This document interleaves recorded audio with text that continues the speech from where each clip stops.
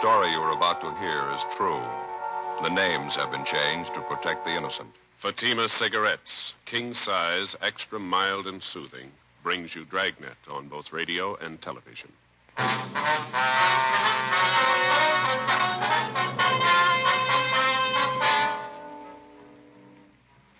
You're a detective sergeant. You're assigned to robbery detail. 2 armed bandits hold up a restaurant in your city. The owner is slugged, beaten viciously. One of the bandits is shot. The other makes good his escape. Your job? Get him. Friends, the name Fatima has always stood for quality. Fatimas are distinctive, with a truly different flavor and aroma. And in king-size Fatima, you get an extra mild and soothing smoke, plus the added protection of Fatima quality. Remember, in Fatima, the difference is quality. Because of its quality, its extra mildness, its better flavor and aroma, Fatima continues to grow in favor among king-size cigarette smokers everywhere. Switch to Fatima yourself today. Ask your dealer for Fatima in the bright, sunny yellow pack. King-size Fatima. The difference is quality.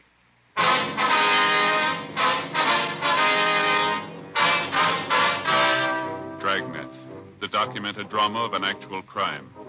For the next 30 minutes, in cooperation with the Los Angeles Police Department, you will travel step by step on the side of the law through an actual case transcribed from official police files. From beginning to end, from crime to punishment, Dragnet is the story of your police force in action. It was Monday, June 2nd. It was smoggy in Los Angeles. We were working the day watch out of robbery detail. My partner's Frank Smith. The boss is Captain Diddy. My name's Friday. It was 7:53 a.m. when I got to room 27A. Robbery detail. Oh, good morning, Joe. Morning, Frank. What's doing? Not too much. How was the weekend? Oh, it was great. I hated to come back. It's sure nice up there. Where'd you go? Same place? Yeah, Lake Mary. You remember Don Camp House up there, don't you? Yeah, sure. He said say hello. Fishing's real great up there. You ought to try and make it next month or so if you can. Fat chance. Well, what's the matter? The in-laws are loose again. They're coming down for a visit. Never stay less than a month. That'll take care of my vacation. Oh, that's too bad. Why don't you say something to the wife? What's the use? Why start an argument? I don't know what you mean. Well, what do we got here? Anything hot? Yeah, this one here. Hold up and slugging, cafe down on South Hill. Radio car boys jumped him. Shot one of them. The other one got away. They identified yet? Yeah, the one who was shot, Benny Ashford. Record long as your arm. Graduate from Folsom. Some of them never learn. How about the number 2 man? Don't know. They tried to talk to this Ashford last night. He wouldn't tell them anything. I called the hospital just before you came in. They operated on the guy 6 o'clock this morning. You're going to call as soon as he's able to talk. It's going to be a couple days at least. Mm-hmm. How much did they get? Here's a crime report. Thank you. Did you talk to the victims yet? No, not yet. It's a fair night's work, isn't it?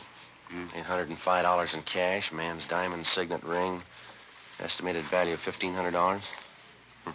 17 stitches in the victim's scalp, slugged with a revolver. Huh? Must have meant business. Lousy thing. They didn't have to slug him. He couldn't put up much of a fight anyway, 68 years old. No other witnesses, huh? No. Just the owner, his wife, the bartender? That's all they have listed, yeah. Did you phone the victims yet? No, I was just going to when you came in. 2 phone numbers for them. They're both listed there. Yeah, I see. Why don't you finish up with the daybook here, and I'll give him a call, all right? Okay, fine.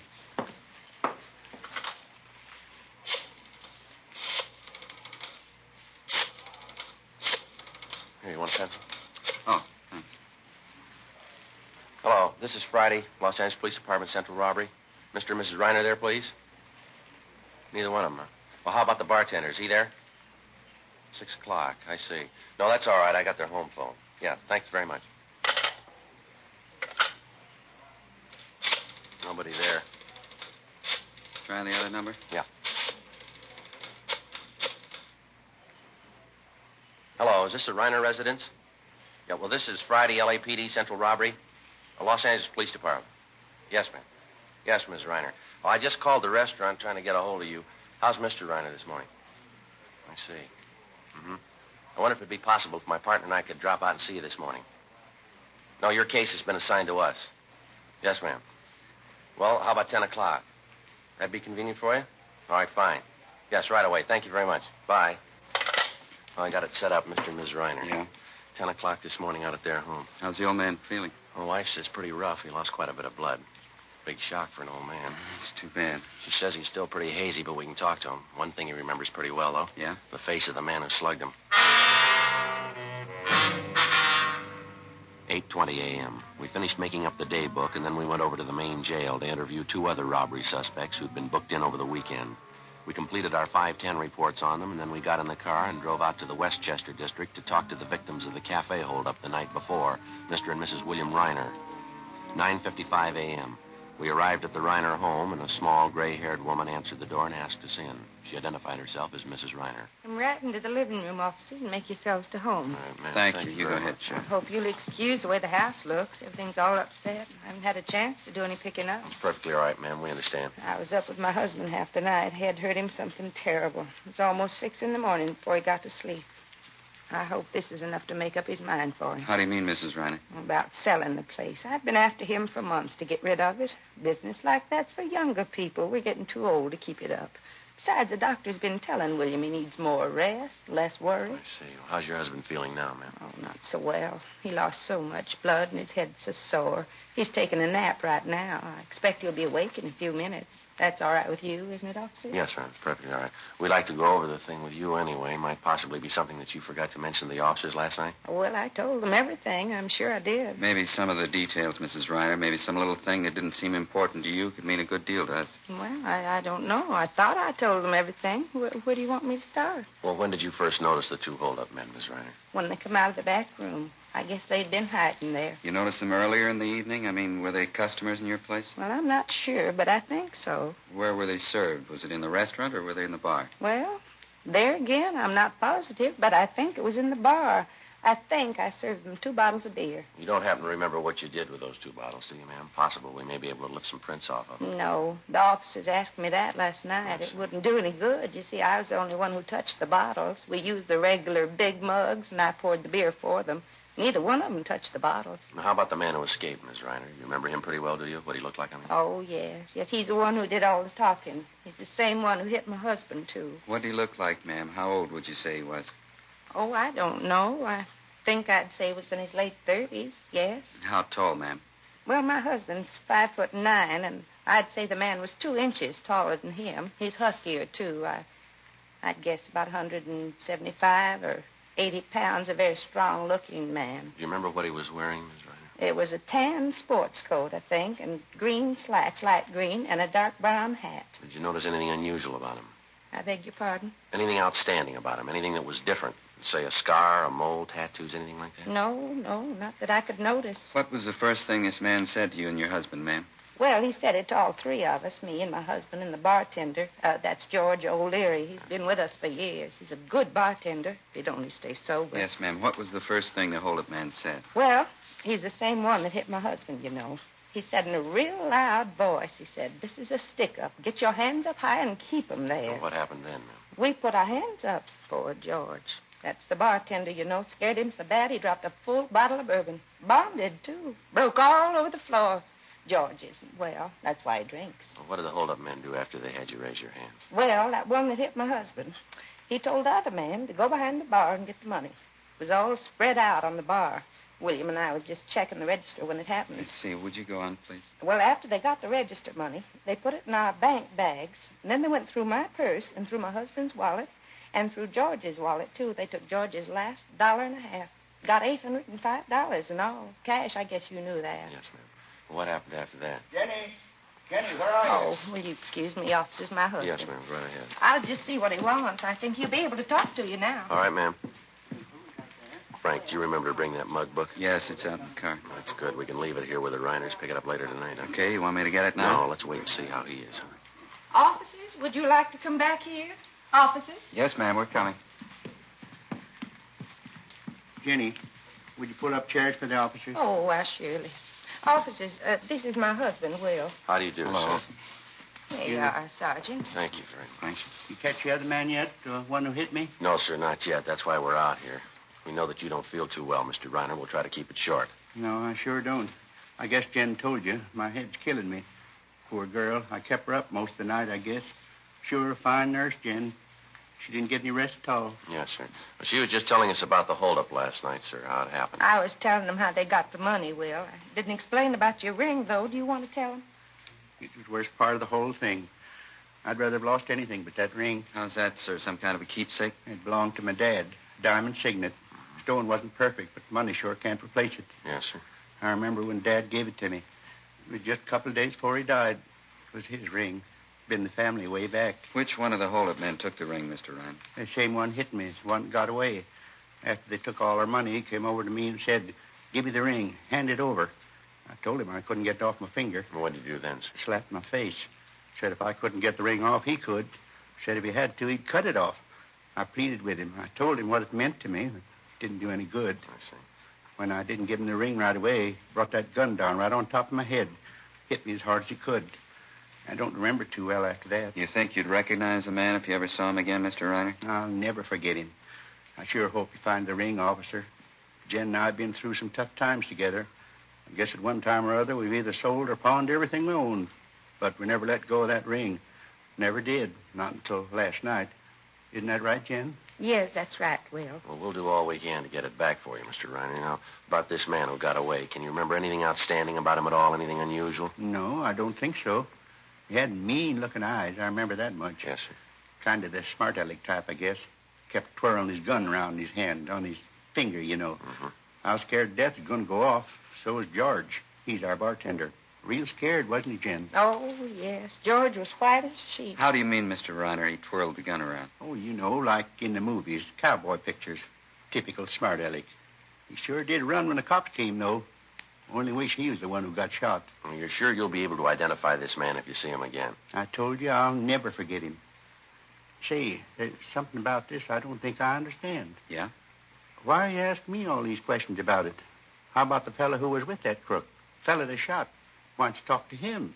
He ought to be able to tell you who his partner is. Well, he had an emergency operation, sir, at 6 o'clock this morning. His condition's still critical. Oh, I see. Just a matter of time then, huh? I mean, when he recovers, you'll be able to talk to him. You'll find out what you want to. Well, there's only one hit, sir.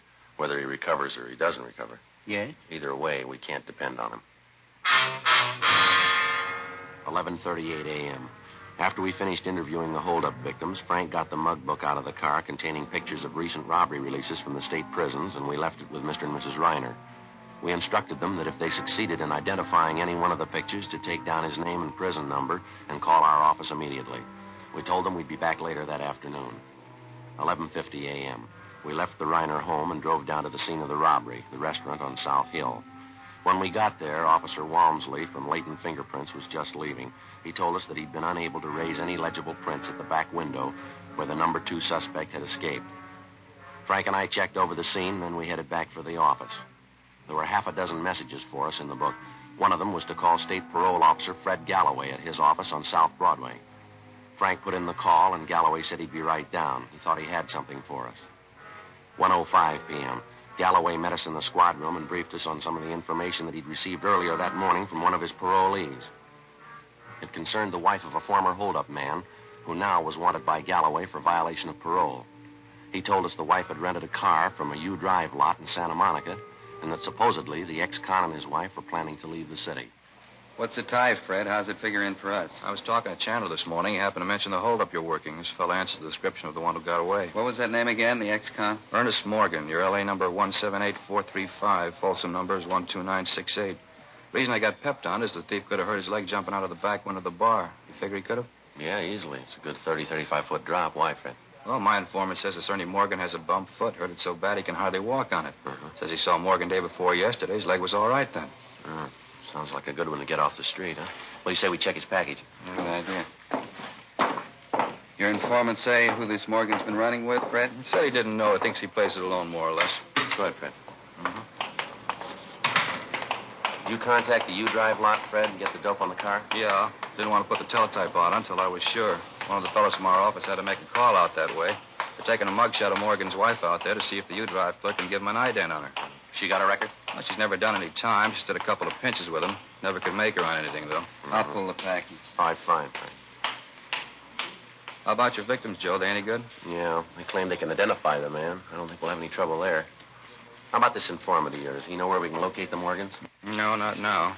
According to him, Morgan and his wife left town about 9 this morning. He thinks he might get a line on where they're headed, though. Well, how come your informant knows so much about Morgan? He run with him? No, he sold with him up at the joint. Fred, Joe, you want to have a look? Yeah. Here's the package, his mugshot. Mm-hmm. Is this your Ernie Morgan, Fred? Yeah, that's him. Good picture. Yeah, looks just like it. The description, Joe. Got everything right down the line. Yeah. Check this right here. Habits and characteristics. Yeah, looks like it, doesn't it? What's that? He likes to twirl a gun in his hand.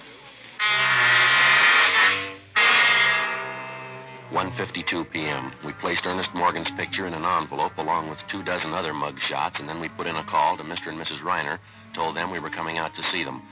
They told us that so far neither one of them had been able to identify any of the pictures in the mug book that we'd left with them. Fred Galloway went back to his office, and we told him we'd notify him the minute we got a positive identification. 2:25 p.m. We drove back to the Reiner home. The old man was still in bed. Been all the way through this book of yours, officer.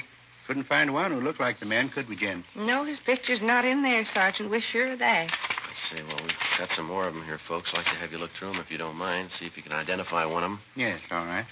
Jen, would you fix this pillow back here for me, please? Oh, yes, of course, dear. There. There you are. Thank you. You see any picture in the book that resembled the man at all, sir? No, I didn't. None of them. Wasn't the one who looked like him. Here you are. See if any of these pictures look familiar to you. Thank you, sir. Jen, you want to sit here by me? We can see them together. All right, Will. Let's see now. Oh, my, look at this one, Will. Doesn't he look like a mean one? Mm-hmm. Hey, look at this one, Jen. Look at him. Think he's a college graduate, wouldn't you? Oh, my, yes. Officer, this young man here, what did he do? Let me see that, man. Oh, yeah, it's Marty Lee, holed up and murder, Miss Reiner. Shot and killed an elderly lady. She ran a candy store. Oh, my, can you feature that? Such a clean-looking boy. Never believe, would you, Will? Takes all kinds, I guess. Let's see now. No. No. No. Let me see, Will. Oh, no, that's not him. No. No, we've been through these already. Have you some more, officer? No, that's all, Mr. Reiner. You sure the hold-up man's picture isn't in there? No, sir. I looked at them all pretty carefully. I didn't see him. Did you, Jen? No, I didn't see him. Was his picture supposed to be in here? Well, we thought so, ma'am. Let's see. Here, how about this one? Does he look familiar to you? Jen? No, I don't know. Maybe not. We serve so many people every night. Are you folks sure you'll recognize the hold-up man when you see him? Oh, yeah, yes. of course, yes. Well, just one more question here, Mr. Reiner. Yes? Now, are you absolutely sure this is not the man who held you up and slugged you last night? Yes, I'm sure. That's not the man.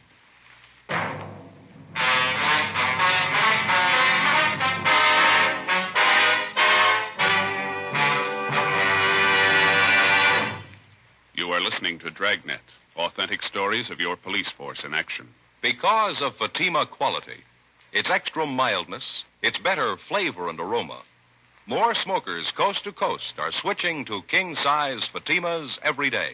Switch to king-size Fatimas yourself. You'll find they're distinctive, with a truly different flavor and aroma. You'll find Fatima gives you an extra mild and soothing smoke, plus the added protection of Fatima quality. Yes, that's why Fatima continues to grow in favor among king-size cigarette smokers everywhere. Remember, the name stands for quality. Insist on Fatima, the extra mild and soothing king-size cigarette, with the added protection of Fatima quality. Ask your dealer for the bright, sunny yellow pack. Buy king-size Fatima.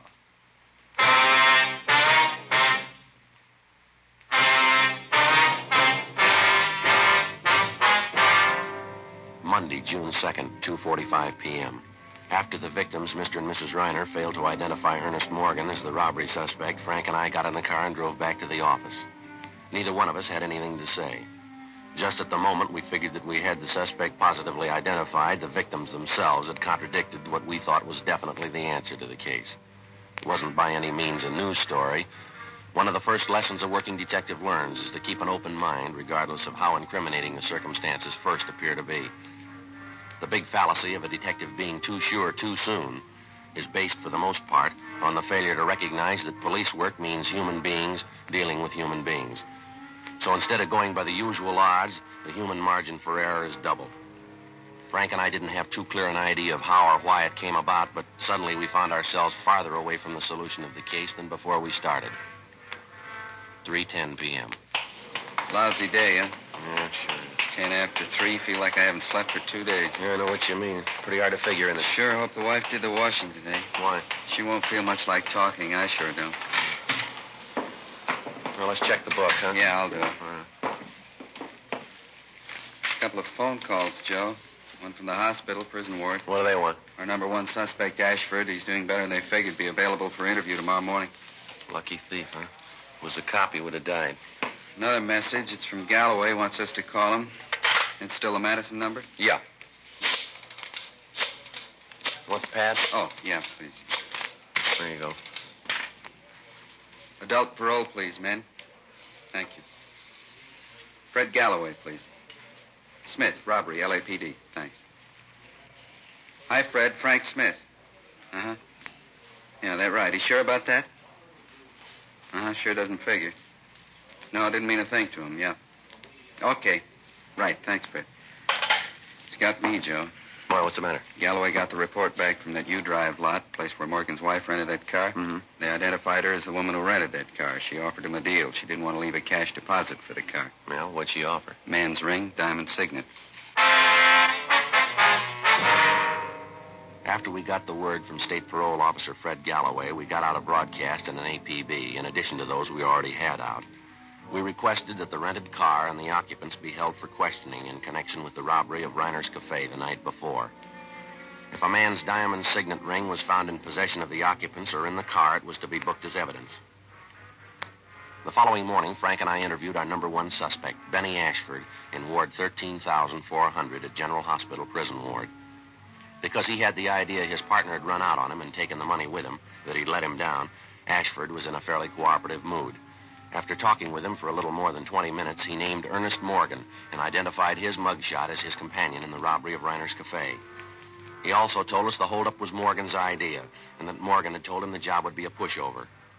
We asked him where he thought we might locate Morgan, and he told us our best bet was Las Vegas, Nevada.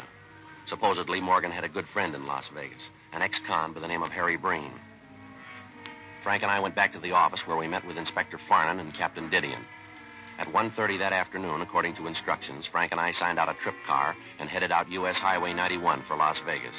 We checked in at the Las Vegas Police Department a few minutes before 8:30 that night. The alleged friend of the suspect, Morgan, Harry Breen, had already been taken into custody by Las Vegas officers on the request of Captain Didion. We began questioning Breen, and he readily admitted that he was acquainted with Morgan.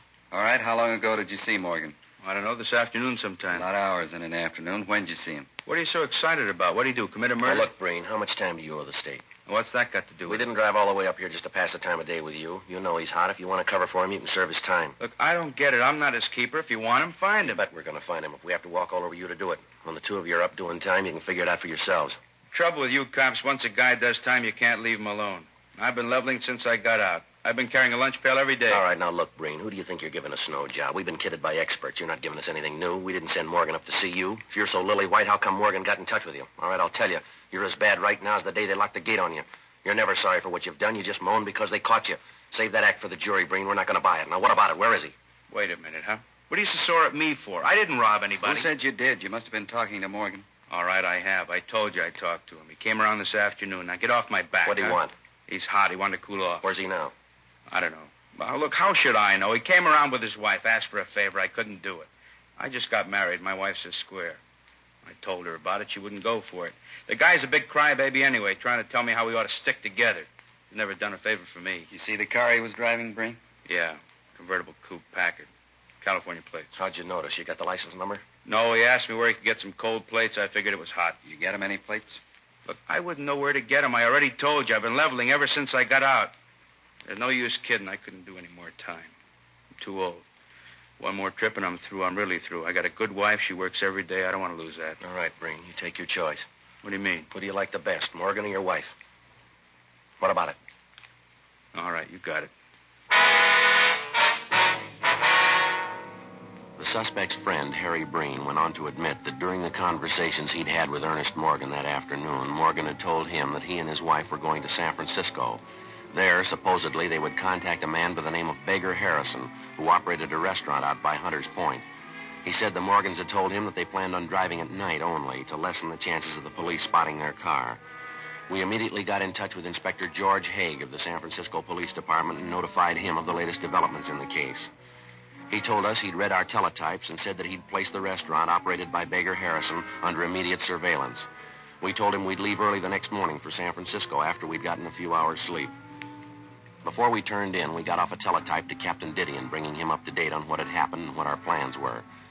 The next morning at 6:30, Frank and I left Las Vegas for San Francisco. A few minutes after 7 o'clock that night, we checked in at the San Francisco Hall of Justice at Washington and Kearny Streets. Inspector Haig was waiting for us. He informed us Harrison's restaurant out at Hunters Point was still being covered, but so far, Morgan and his wife had failed to put in an appearance. Along with Inspector Haig, Frank and I drove out to the restaurant and joined the detail that had the place under surveillance. 9:05 p.m., no sign of the suspects. 10 p.m., 10:30, 11 o'clock, midnight, still no sign. We waited. How about this fog? I sure wish I brought my top coat. I'm freezing. Yeah, if they don't show pretty soon, we're going to have to pull in closer. I can hardly see the door to the restaurant over there. Smell that hot coffee. Sure could use a cup right now. Look at that fog out there, Frank. Can't tell where the bay leaves off and the fog begins. Wait a minute, Joe. Yeah? Car pulling up. Convertible. Yeah. It's a Packard. Wait till they get in the light. We can see him better.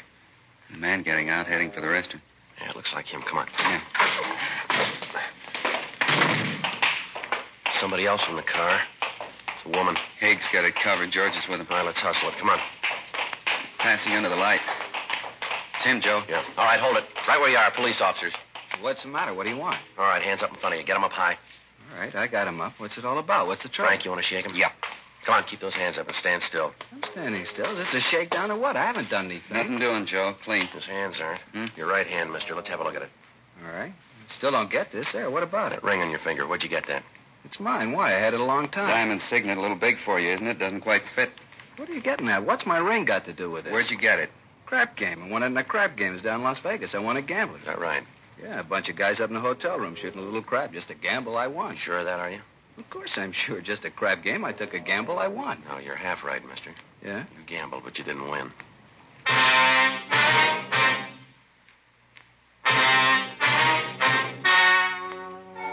The story you have just heard was true. The names were changed to protect the innocent. On August 8th, trial was held in Superior Court, Department 89, City and County of Los Angeles, State of California. In a moment, the results of that trial. And now here is our star, Jack Webb. Thank you, George Fenneman. Friends, because you know what you're looking for in a king-size cigarette, all we ask you to do is compare Fatimas and then make up your own mind. You'll find Fatimas are distinctive, with a truly different flavor and aroma. You get an extra mild and soothing smoke, plus the added protection of Fatima quality.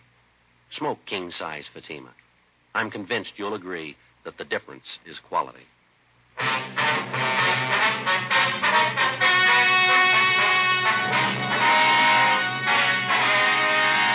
Ernest Harold Morgan was tried and convicted of robbery in the first degree, along with his accomplice, Benjamin Ashford.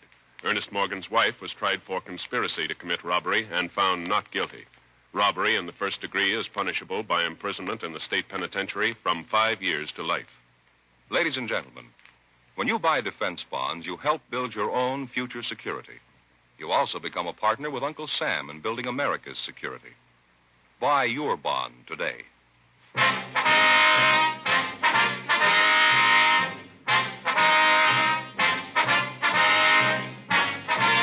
You have just heard Dragnet, a series of authentic cases from official files. Technical advice comes from the Office of Chief of Police W.H. Parker, Los Angeles Police Department. Technical advisors Captain Jack Donahoe, Sergeant Marty Wynn, Sergeant Vance Brasher. Heard tonight were Vic Perrin, Virginia Gregg, Harry Bartell, Ralph Moody. Script by Jim Moser. Music by Walter Schumann. Hal Gibney speaking.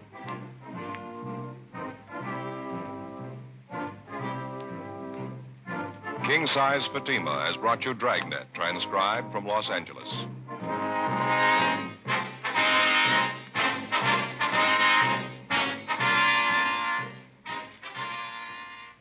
This is NBC, the national broadcasting company.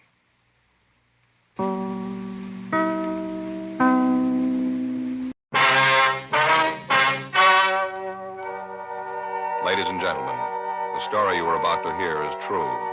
The names have been changed to protect the innocent.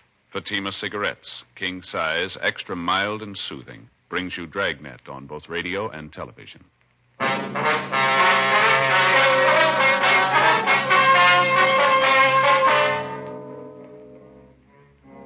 You're a detective sergeant. You're assigned to robbery detail. An elderly man has been beaten and robbed of a fortune in unset diamonds. The thief has made good his escape. Your job, find him. Friends, the name Fatima has always stood for quality. Fatimas are distinctive, with a truly different flavor and aroma. And in king-size Fatima, you get an extra mild and soothing smoke, plus the added protection of Fatima quality. Remember, in Fatima, the difference is quality. Because of its quality, its extra mildness, its better flavor and aroma, Fatima continues to grow in favor among king-size cigarette smokers everywhere. Switch to Fatima yourself today.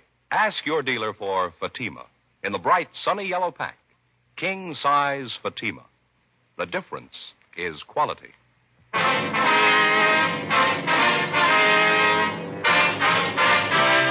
Dragnet, the documented drama of an actual crime. For the next 30 minutes, in cooperation with the Los Angeles Police Department, you will travel step by step on the side of the law through an actual case transcribed from official police files. From beginning to end, from crime to punishment, Dragnet is the story of your police force in action. It was Tuesday, July 12th. It was hot in Los Angeles. We were working the day watch out of robbery detail. My partner's Frank Smith. The boss is Captain Didion. My name's Friday. It was 10:46 a.m. when we got to the Morgan Hotel. Room 922. Yes? Police officer, sir. My name's Friday. This is my partner, Frank Smith. Oh, yes, sir. I'm the manager, Arnold Jackson. Yes, sir. We're here regarding the robbery, sir. Oh, Mr. Ruman's in their bedroom. He's lying down. Has there been a radio unit here, Mr. Jackson? Yes, they just went down the hall. I see. The victim in here, sir? Yes, that's right. Thank you very much, Mr. Jackson. Sure. Mr. Ruman? Yes? My name's Friday, sir. This is my partner, Frank Smith, Central Robbery. Oh, yes, Captain Friday. No, sir, it's Sergeant, Mr. Ruman. Sergeant? I thought sure they'd send a captain. Well, now, if you can just tell us what happened here. Well, I brought the stones up here to show him and his father. We made an appointment. He hit me, took everything. How much was it, sir? Can you tell us? Everything there was, finest collection, best stones, took my sample case and everything. What'd the case look like, sir? Just a plain sample case, this high, about this wide. So you'd make it about 14 by 18, is that right? Black leather, plain sample case. Any identifying marks, initials, anything like that? No, just a plain black leather case. I don't care about the bag. It's the diamonds. I couldn't come close to their value. Maybe 100,000, maybe more. Now, you say you made an appointment with him. Who is the man, sir? Fred Roberts. I met him about 3 weeks ago at my club, having lunch with a friend, another jeweler, and he introduced us. We hit it off right away. He seemed to be a real nice fellow. I can't understand it. Fred Roberts. Will you describe him for us, sir? I'd say he's about 28 to 30. Could say he's a nice-looking fellow. Sure wore nice clothes. Looked like a real businessman. Always carried a briefcase and all. Mm-hmm. About how tall would you say he was? Tall? Mm-hmm. Well, I'm 5'6". He's about 3 inches taller. I'd say he's about 5'9". Not too heavy. Medium build. About your size. How about his hair, sir? What color was that? Do you remember? Brown. Straight brown hair. Might have had a part. I never noticed. He had brown eyes, too. Shouldn't be any problem. People in the hotel must know him. These are his rooms. I'll call the office and have them get out a broadcast on the description. All right, fine. You want to check with the other fellows, see if they've come up with anything? I'll stay here with Mr. Ruman. Okay. Fine. Thanks, Frank. Now, you'll have no trouble identifying the man, will you, Mr. Ruman? No, sir. I'd know him. Those eyes, never forget them. I should have known from the start. Sir? His eyes are shifty, little bitty things set close together. I should have known not to trust him with eyes like that. Now, you say you met this man about 3 weeks ago, is that right? Well, this Roberts fellow told me that he was down here from San Francisco. Said he was going into the diamond business. Said he was down here, to buy stock. That he'd heard that I could lay my hands on some fine stones, and he wanted to see what I had to offer. I see. Did he say that he was going to buy the stones himself? Oh, no. He told me that his father was putting up the money. He said that his father was coming down here today, and that if he liked the merchandise, we could make a deal. Funny thing, though, I should have known right off. What's that, sir? Well, when I came up here this afternoon and showed him the stones I'd brought, he didn't know the good from the bad. Sir? Well, in almost any collection, there are bound to be a few stones that aren't absolutely perfect. They look all right, but there may be a small flaw someplace inside the stone. Naturally, their value isn't the highest. I see. And this Roberts didn't know the difference. No, but I should have known anyway. Those eyes, the meanest eyes I ever saw, and so close together. Well, was there anything unusual that you might have noticed about Roberts? Anything about his speech, his manner, anything at all that might help us identify him? No, just like I told you. Seemed nice enough. Well, did he give you any indication that there might be something wrong? Not at all. Of course, I wondered about his not knowing much about diamonds, but I figured that if he was willing to pay what I wanted, I didn't have to concern myself with what he's going to do with the stones. Well, Mr. Ruman, I wonder if we could start from the beginning. Exactly what happened here. He knocked me out. No, sir. I mean, what led up to his hitting you? Oh, I'm sorry. Well, as I said, he told me to bring the stones up here for his father to see. I did, and then we waited for the father to show up. We were over there by the window looking at the stones. Mm-hmm. You know, they look better in sunlight. Yes, sir. Well, when we finished, he said something about his father never being on time. I turned to look out the window. That's when he hit me, right here on the back of my head. Can you see it? Yes, sir, I can. Is it bleeding? Don't lie to me. I'm not afraid. Can you see any blood there? No, sir. There's right quite there? a bump on the back there. You but, sure? Yes, sir. You tell me the truth. Yes, sir. There's no blood. Joe, Yeah, Frank. see you a minute? Sure. Excuse me a minute, Mr. Ruman. Sure, that's all right. Yeah, Frank. Called the office. They put out the description. The area's being covered. Leighton Prince been called? Yeah. How's Ruman getting along? Well, he's got quite an egg in his head, but he seems to be okay. Mm-hmm. Manager says he's called the house doctor. Should be here right away. That's Sergeant? Yes, sir. Have you caught him yet, Roberts? No, sir, not yet. As soon as the doctor looks at you, sir, we'd like you to go down to police headquarters with us, if you would. Of course. But you shouldn't have too much trouble catching him, not with those eyes. Real little beady. Yes, sir. But what do you want me to do at police headquarters, Sergeant? Well, we want to take a full statement, have you look at some pictures, if you would. With you two? Yes, sir. Anything wrong? Oh, no. But you'd figure with all those diamonds gone, that fella hitting me and all, just seems that they could have done better. Well, how's that, Mr. Ruman? Seemed they couldn't send a captain.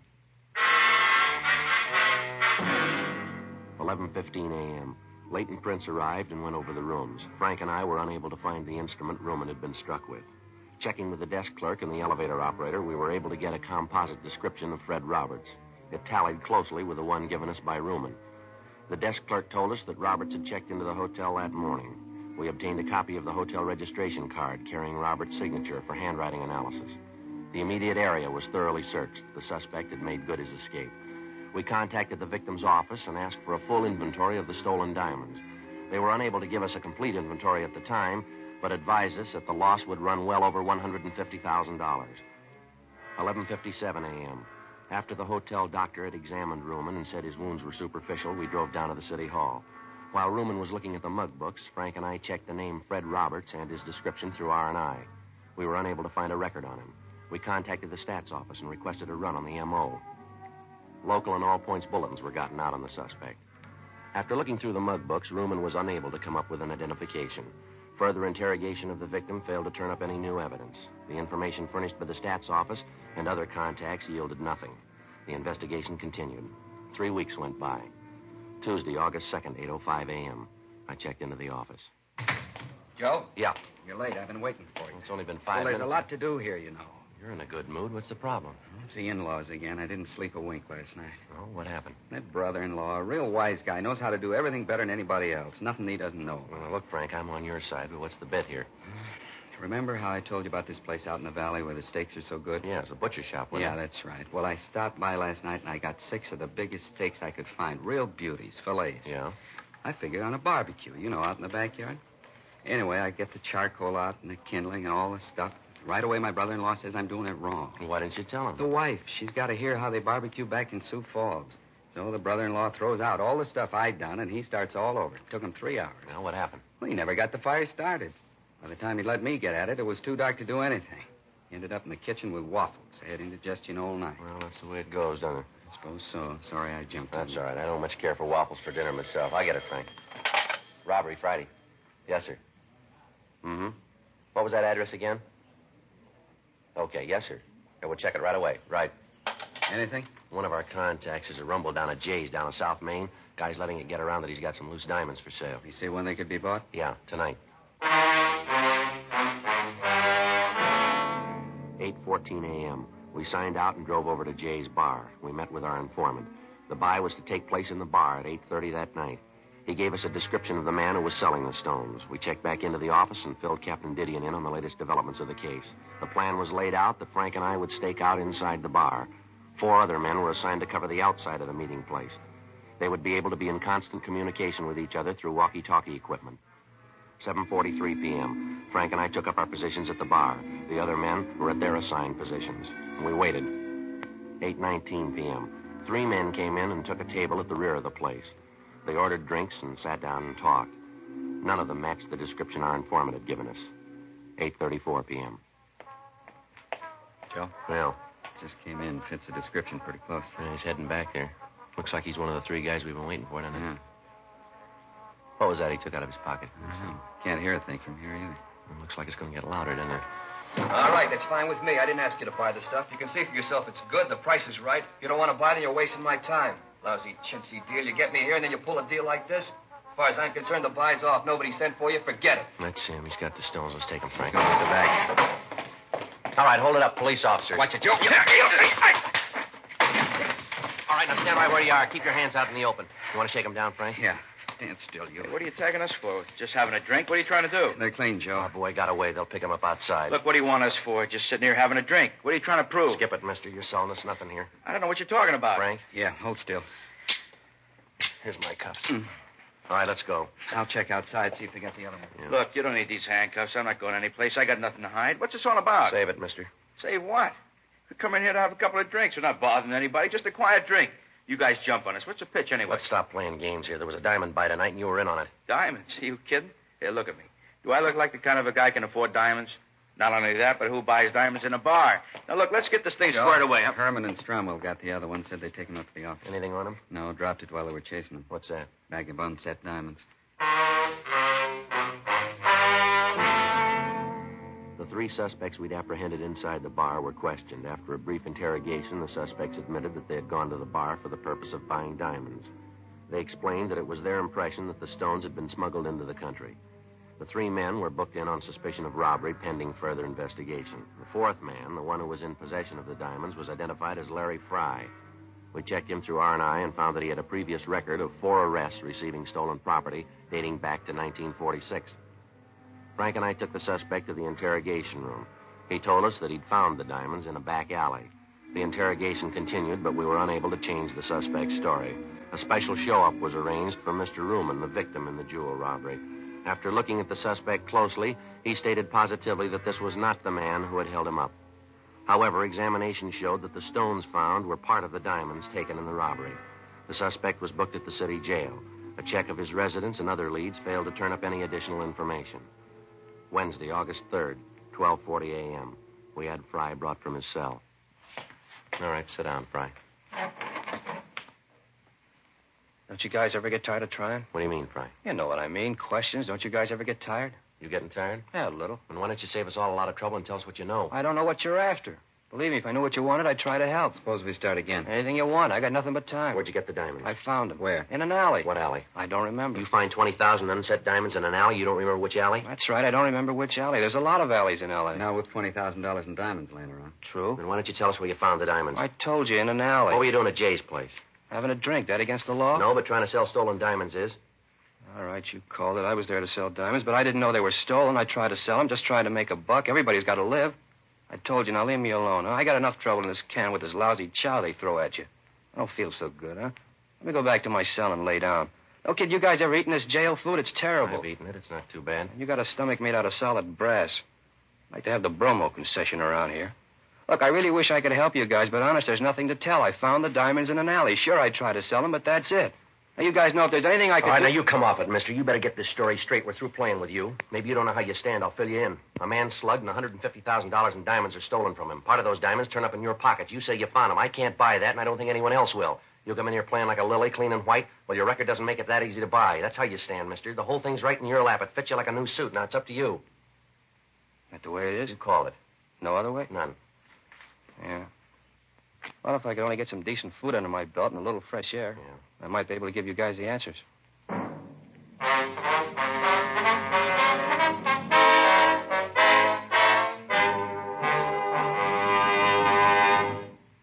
You are listening to Dragnet, authentic stories of your police force in action.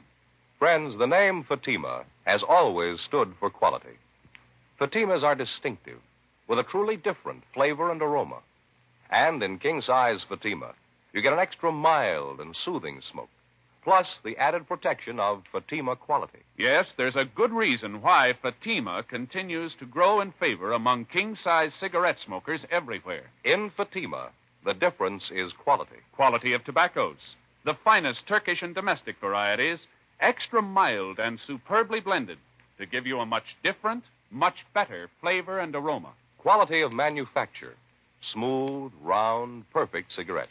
Rolled in the finest paper money can buy. Quality, even to the appearance of the bright, sunny yellow pack, carefully wrapped and sealed to bring you Fatima's rich, fresh, extra mild flavor. So next time, insist on Fatima quality. Look for the bright, sunny yellow pack. Smoke Fatima, the extra mild and soothing king-size cigarette, with the added protection of Fatima quality.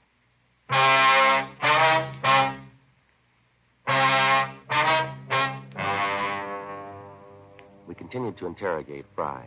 From the evasive answers he gave us, it looked as if he was lying about his part in the robbery.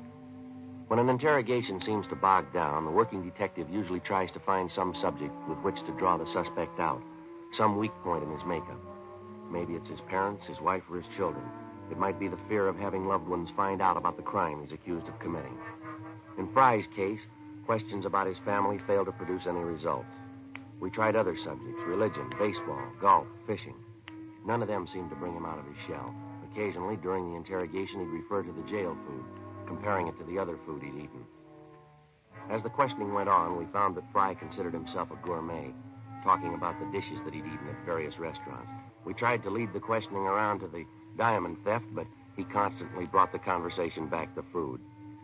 Fry had presented us with a possible wedge, and we decided to use it. We signed him out of the city jail and drove him down to Phillips' restaurant for dinner. When the waiter brought the menu, Fry didn't read it. He ordered soup, salad, and 2 French dip sandwiches. As he ate, we tried to get him to talk, but he refused, saying that he wanted to finish his dinner first. Frank and I each had a sandwich and some coffee. Fry continued to eat. He ordered 2 more sandwiches. Finally, he pushed his chair back and said that he'd had enough. Now for some dessert, huh? Dessert? Yeah, a meal's not complete without dessert. Figure I'll have some apple pie a la mode and some coffee. How is the coffee here? It's good. Now, how about the information? You know, Friday, that's why you can eat that jail food. You don't take care of your stomach. You got to learn to relax after a meal. Relax, you'll live longer. Well, what was that song and dance you gave us about telling us all about it? Just a gimmick to get a free meal? I told you, take it easy. I'll give you the story after dessert. All right, Frank. Yeah. Get the pie and coffee. Now, the waiter seems to be busy here. Sure. You wanted that a la mode, Fry? That's right, a la mode. No cream in the coffee.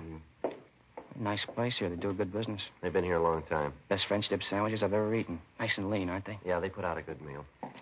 Here's your pie and coffee. Thanks. 3 spoons of sugar? That's right. Coffee sure smells good. Hey, it tastes good, too. All right, let's get on to business, Fry. Now, what about the diamonds? Where'd you get them? I'm a guy named Joe. What's his last name? Never heard it. He gave you the diamonds to sell. You don't know his last name? Yeah, that's right. Where'd you pick up the diamonds? Didn't. Joe came by my house and left them. What's this Joe like? Oh, medium height, about 32, medium weight. How about his coloring? Medium. He's a real ordinary-looking fellow. Where'd he say he got the diamonds? And he brought them out from the east with him. Didn't tell me where he got them back there. I think he's done time someplace. Why'd you say that? I just figured it. The way he talks, the way he handles himself. Got the marks. You'd know him if you saw him again? Oh, sure. Think you could point him out to us? Have you got him? No, but if he's done time, there's a mug of him. Figures we got it. Want to look through the mug books? Sure. How did this Joe get in touch with you? Called the house, told me what time he'd be there. When do you usually call? Most any time. I know what you're figuring, but it won't work. This whole thing's been in the papers. He won't call me now. Too smart for that. He won't show. How about the diamonds? Don't you think he'll be sore about you being picked up? So he's sore. He's got no beef. He's still got 130 grand in stones. He's got no worries. Say, how about some more No, coffee? you've had it for tonight, Fry. Let's go. Well, thanks for the meal. Sure appreciate it. Yeah. That jail food was killing me. You know, a good meal always makes me sleepy. Sure getting late. Hey, let's knock it off for tonight, huh, fellas? I'm bushed. No, let's look through the mug books, then we can call it a night. Honest, fellas, I'm so tired I can hardly see straight. Feeling like this, I couldn't be sure. All right, Fry, we'll take you back, and we'll see you the first thing in the morning so we can get started. Okay. Say, I was just wondering. Yeah? You think you could work out something for breakfast? 2:30 a.m. After returning the suspect to the city jail, Frank and I went back to the office. We were certain that Fry was in some way implicated in the diamond theft, but we didn't know just how he fit in. Frank and I signed out and went home to get some sleep. 4:45 a.m. I got a call from the business office that a man who identified himself as Joe Ashton had been picked up on a drunk charge. When arrested, he was carrying a black leather case, similar to the one taken in the robbery, containing a large quantity of unset diamonds. The man was belligerent, and other than his name, he refused to tell the arresting officers anything. I called Frank and picked him up on the way into the office. When we arrived at the city hall, the suspect had sobered up considerably, and with a little questioning, he identified himself as a jewelry salesman from Oakland, California. We contacted his employer in Oakland and received an identification on him. Further investigation showed that Ashton was in legal possession of the diamonds. During investigations, false leads are constantly turned up, and although circumstances may tend to discount them, each one has to be thoroughly checked out. 7:45 a.m. Frank and I had breakfast at Johnny Cokin's, and at 8:32 we signed Fry out of the city jail for interrogation. You had breakfast yet, Friday? Yeah, I just finished. Not too bad. How about you, Smith? Yeah. What'd you have? Waffles. Yeah, I sure like some hot waffles. I didn't eat here. Figure you guys might take me out again? What are you trying to prove, Fry? Now, let's go over and look at those mug books, huh? Okay. Hands behind you. Oh, now, look. Behind you. All right, let's go. All right, in the elevator. I'll get it, Frank. Yeah.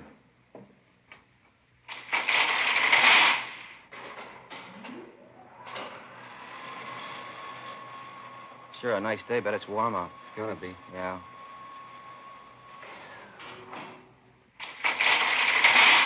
Go ahead. Sure you guys don't want a cup of coffee? No, I told you we've eaten.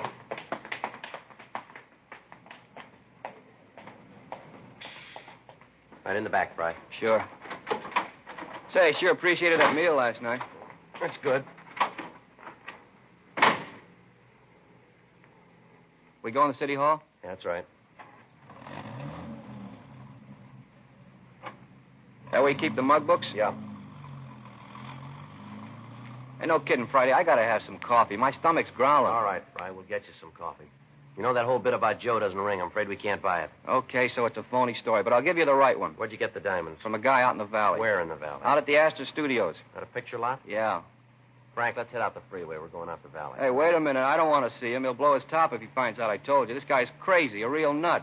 You better drop me back at the jail. I'll wait. How do we know this isn't another stall? It isn't. You'll see. What's this guy's name, this friend of yours? He's no friend, just a guy I met, had a business deal. What's his name? Calls himself Fred Roberts. We took Fry to breakfast, and then we returned him to the city jail. We went back to the city hall and rechecked the name Fred Roberts through R&I. There was no record. Those with similar names were checked. None of them matched the description of the suspect. 11:20 a.m., Frank and I headed for the San Fernando Valley. Astor Studios was one of the older lots in town. It had been years since they'd made a picture of their own. Most of their business now was in renting stage space to television companies. Frank and I checked at the gate, and we were sent up to personnel. The company records on Roberts showed that he'd been at the studio for 4 years in the property department. According to the girl in the personnel office, Roberts was highly regarded by his employers and fellow workers. She told us that we could find him in the prop building on the back lot. Frank and I started back to see him. That must be it back there, the big building with all the windows. Yeah. Sure a lot going on, huh? Yeah, TV's using a lot of movies, I guess. Most of the good stuff's on film, isn't it? Suppose so. About all Elizabeth likes to watch is the wrestling matches or those real old movies. I don't get to see much of the new stuff. If she's not looking at some show that's 20 years old, the kids are watching a puppet show. Well, you need 2 sets in. I've been thinking about that, Joe. Not that I don't like wrestling, but I'd like to see the ball game once in a while. And those news forum shows. You know, keep up with what's going on in the world. Yeah. This looks like it here, huh? Yeah, that's him back there with a spray gun, isn't it? Yeah. Hey, Mr. Roberts. Mr. Roberts? Yeah? I'd like to talk to you, sir. Hey, just a minute. I got to hit this before it dries. All right, sir.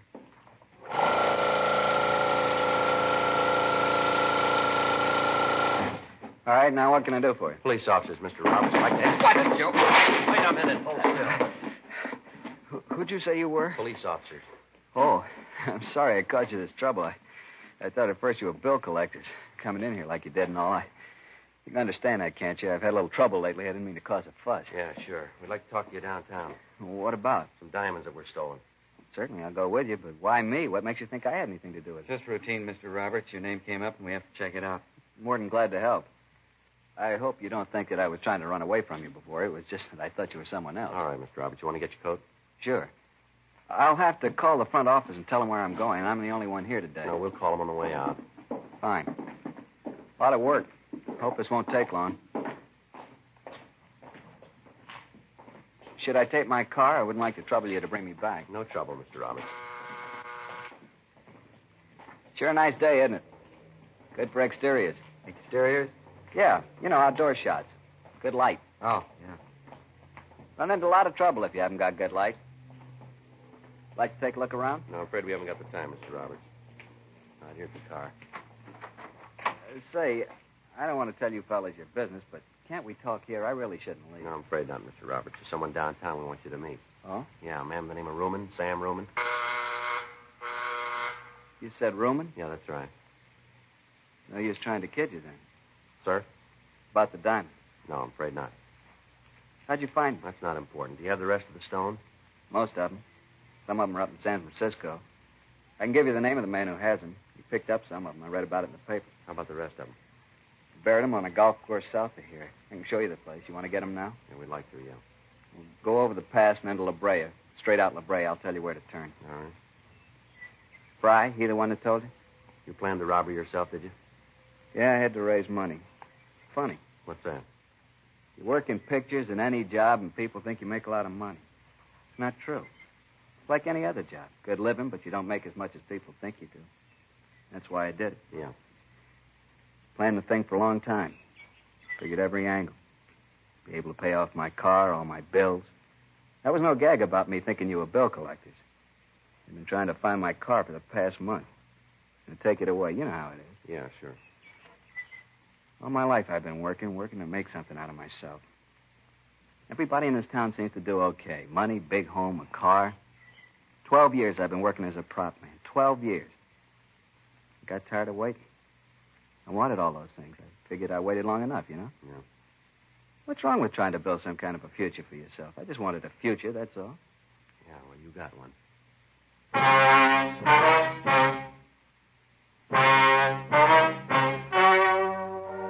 The story you have just heard was true.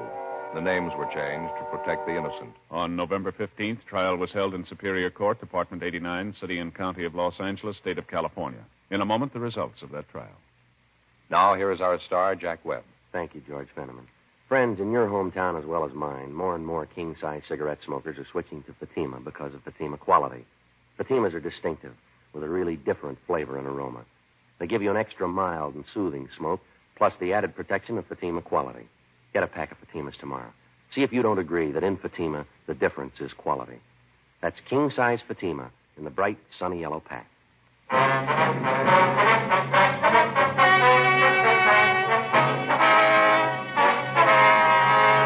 Fred Roberts was tried and convicted of robbery in the second degree. Robbery in the second degree is punishable by imprisonment in the state penitentiary or in the county jail. He is now serving his time in the county jail.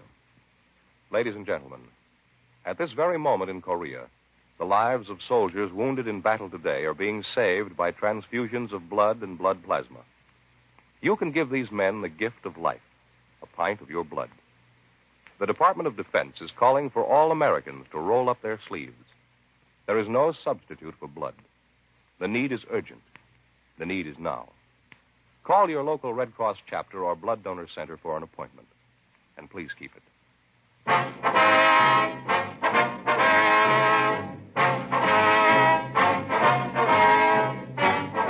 You have just heard Dragnet, a series of authentic cases from official files. Technical advice comes from the Office of Chief of Police W.H. Parker, Los Angeles Police Department. Technical advisors, Captain Jack Donahoe, Sergeant Marty Wynn, Sergeant Vance Brasher. Heard tonight were Vic Perrin, Herb Ellis, Vic Rodman. Script by John Robinson. Music by Walter Schumann. Hal Gibney speaking. King Size Fatima has brought you Dragnet, transcribed from Los Angeles. Friday, hear the Mario Lanza Show on NBC.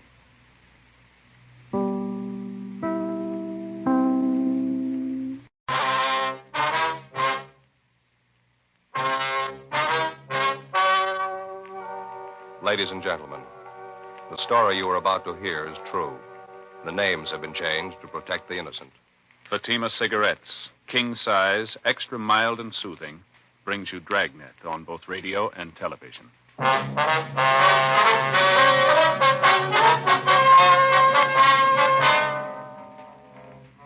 You're a detective sergeant. You're assigned to Homicide Division. You get a call that the body of a dead man has been found in a vacant lot. The man has been beaten to death. Your job, investigate. Friends, the name Fatima has always stood for quality.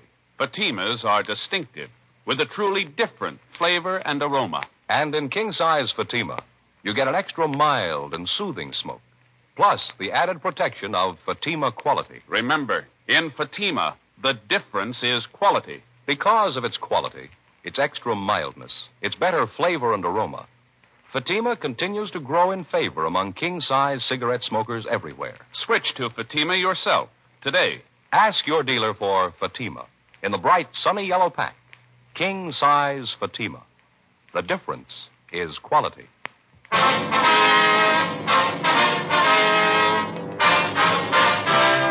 Dragnet, the documented drama of an actual crime. For the next 30 minutes, in cooperation with the Los Angeles Police Department, you will travel step by step on the side of the law through an actual case transcribed from official police files. From beginning to end, from crime to punishment, Dragnet is the story of your police force in action.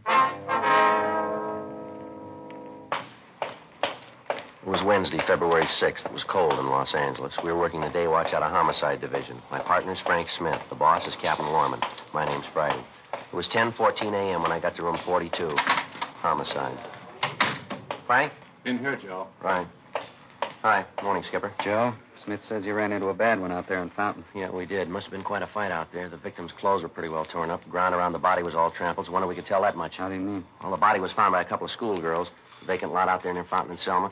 Girls took a shortcut through the lot. When they saw the body, they let out enough screams to get the whole neighborhood over there. Mother put in the call. By the time the radio unit got there, the neighbors had walked over the whole area. They got the people back right away, but most of the physical evidence, if there was any, had been trampled out. That helps. Any of those people see or hear anything? No, nothing. How was he killed? We found a big piece of concrete near the body. Bloodstains on it. The crime lab's checking it now. Did they find anything else? No, they're still checking the scene. Lee's going to call. Crowd made such a mess out of the place. A lot of houses around there. Somebody must have heard something. Oh, we talked to a young girl, lives a couple of doors down from the lot. Seemed she and her boyfriend were coming home from a show. Said about 9:45, 10 o'clock, they noticed a car parked in front of the lot. Yeah. The girl said they noticed it right away. Afraid it might be some guys out to cause trouble. She told us that when she and her boyfriend walked by, they heard loud talking, men arguing. Mm-hmm. She able to describe the car? Just said it was a dark sedan, late model, 51 or 52. We checked the boyfriend. He told about the same story. He said he thought the car was a dark blue Ford. Yeah. Well, anyway, the girl said she got scared and went right into the house. A few minutes later, they heard a car tear by. They looked up the street, and the parked car was gone. This was around 10 o'clock. Yeah, that's right.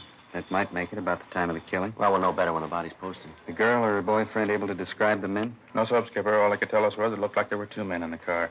Said they couldn't get a good look at them. License number? No. The boy said he thought of taking it down, but he didn't. Tough break. Hanson and Cummings helped check the neighborhood. They didn't do any better. Seems like everybody in the vicinity was away for the evening. From the coroner, Frank? Well, Hanson just brought this in. Guy's with all the stuff in his pockets. Yeah, let's take a look. Driver's license. Name's John Allen Iverson. Address been scratched. No, here it is, in the back. Had it changed. 6295 North Serrano Avenue. Height 5'9", born October 2nd, 23. Make it 28, huh? That's right. Weight 136, eyes hazel, brown hair. What else is in there? Calendar from an oil company. Blank check. A picture of a puppy. Dalmatian, huh? Yeah, looks like it, doesn't it? Picture of a woman. Let's see that. Here, wait a minute. Here's a card. Case of accident, please notify Mrs. Alfred Iverson, mother, 6295 Serrano Avenue, Hollywood 98844. Probably her picture. She been notified yet? No, not yet. Keys, home, nail file, cigarettes, couple of slugs. Good for one play. Match folder. Let me see that, huh? George's Pool and Snooker, Burbank Boulevard. Yeah. Found $13.42 in his pocket. He was wearing a wristwatch, too. Yeah, the watch looked new. It was expensive. Money in the watch still there. Doesn't look like robbery. No, not much. Seems a thief would have taken them anyway. Any ideas on a motive? Well, it's hard to say, Skipper. Could be almost anything. Not much to go on. Lousy thing. Yeah, and it's not getting any better. Yeah? We got to tell his mother now.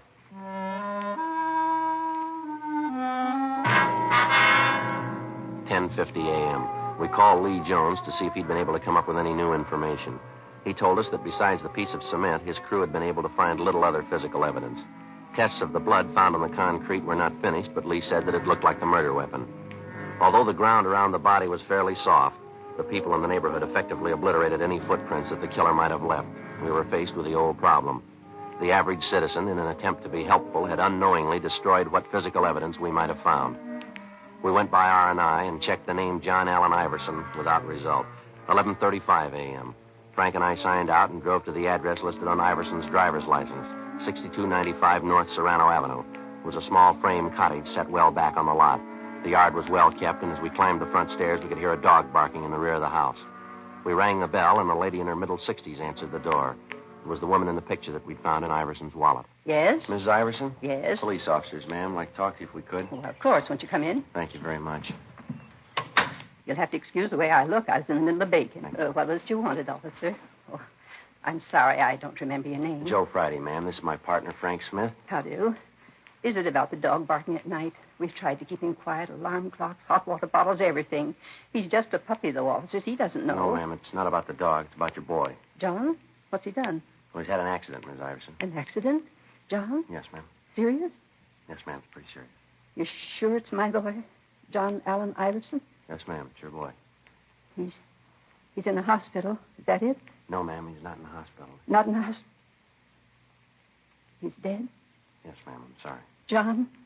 John Allen Iverson? You're sure? Yes, ma'am. We're sure. Oh, no. It can't be. I won't let it be. John, my baby. You've got to be wrong. No, I'm sorry, ma'am. John dead. Gone away from me. For always. Why did it have to be John? Why? It's always the same question, isn't it? Yeah. How do you answer it?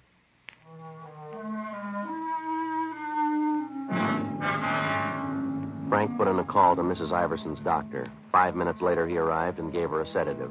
We asked if we could talk to her, and he told us that it'd be all right if we kept the questioning brief. He explained that Mr. Iverson, John's father, had died 2 years before, and that his passing had hit Mrs. Iverson pretty hard. He said that it'd be a few minutes before the sedative took full effect and that we might talk to the woman until then. Frank and I walked into the bedroom. I hope you'll forgive me for crying. Yes, ma'am, we understand, Miss Iverson. There are a few questions we'd like to ask you. How did it happen? Auto accident? No, ma'am, he was murdered. Murdered? Why? Who did it? Have you caught him yet? No, not yet, ma'am. That's why we need your help. Anything I can do? Anything at all? John murdered. Doesn't seem possible. It's so hard to believe. Yes, ma'am. Was there anyone you might know of who didn't like your son? Someone who might have hated him enough to do this? No one. No one at all. John had a lot of friends. Wasn't anybody who didn't like him. Bright and cheery, always smiling. I'm sorry. Please, I want to help. Get this over with. Go ahead with the questions. Perfectly all right, ma'am. You like my handkerchief? Oh, thank you. Now, what was it you were asking? Could you tell us where your son worked? Airplane factory out in the valley. He was an inspector. Just got a promotion and a raise. He was so proud. First rung of the ladder, he said, on his way up. Mm-hmm. What factory do you work at, ma'am? Webster's. They make parts. John worked the morning shift, midnight to 7 in the morning.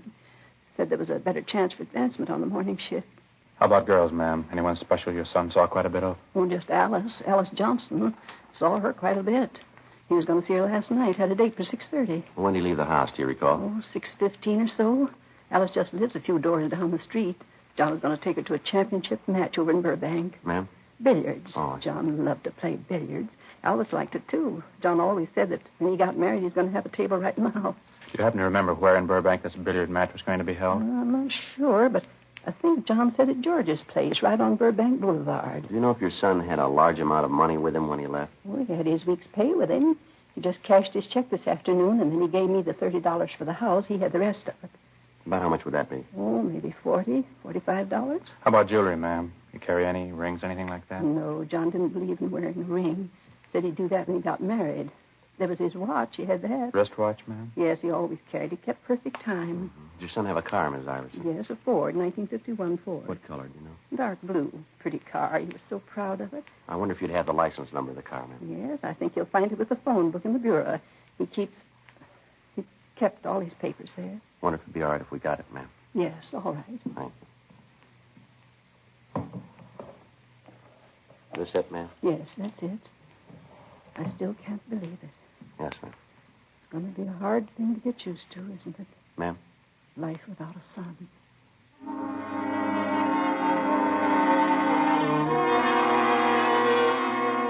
12:40 p.m. Frank and I drove back to the office and checked the license number we'd gotten through DMV. The car was registered to a John Allen Iverson, 6295 North Serrano Avenue. Legal owner, Bank of America. A local and an all-points bulletin were gotten out on the car. All occupants to be held for investigation. In the event the car was found abandoned, a stakeout was to be placed on it and homicide was to be notified. We checked the name Alice Johnstone through R&I, but there was no record on her. 1:50 p.m. Frank and I drove out to her place of employment, an unpainted furniture factory on Ventura Boulevard. We questioned the girl for a good hour, and she explained that John Iverson was usually on time for his dates with her, but the previous night he'd called to say that he'd be a little late. He called several more times and finally said that he was afraid they'd better cancel the date and that he'd call for her in the morning. She told us that she could think of no reason for anyone to be jealous of her spending so much time with Iverson, that he was the only date that she'd had for over a year. She gave us names and addresses of mutual friends to add to the list we already had to check out. 3:05 p.m. Frank and I went for something to eat. Is that all you're going to eat, Frank? Just that little salad? Yeah, Elizabeth's got the idea I ought to cut down on my lunches. Says I'm getting too heavy around the middle. Oh, that's too bad. Chili was good. Yeah, it looks good. Pretty spicy, was it? No, just right. A lot of beef. Uh-huh. Joe? Yeah? You think I'm getting too fat? No, you don't look it to me. When a man gets in his 30s, he's supposed to look a little portly, isn't he? Oh, I don't know, Frank. You couldn't prove by me. Well, I always heard so. My father was pretty heavy. That has a lot to do with it. That's so? Well, sure, it's heredity, that stuff. A lot of beef, huh? Yeah, now look, Frank, why don't you have a bowl of the chili? It doesn't look like it's got too many calories in it. No, it doesn't, does it? Miss? Oh, miss, could I have a bowl of that chili?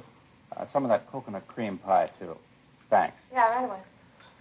What do you figure, Joe, about the Iverson? No, I can't figure it. If we could just come up with a motive, it might be easier. Give us some place to start. Yeah.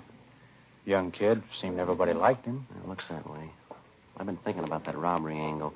His mother said he left the house with about $45, didn't she? Well, we find him, and he's only got 13 of it left. Where'd the rest go? And that watch. If anybody was going to hold him up, they'd take the watch. They could have gotten something for it. Figure revenge? Jealousy? I don't know. The girl said there wasn't any reason for that.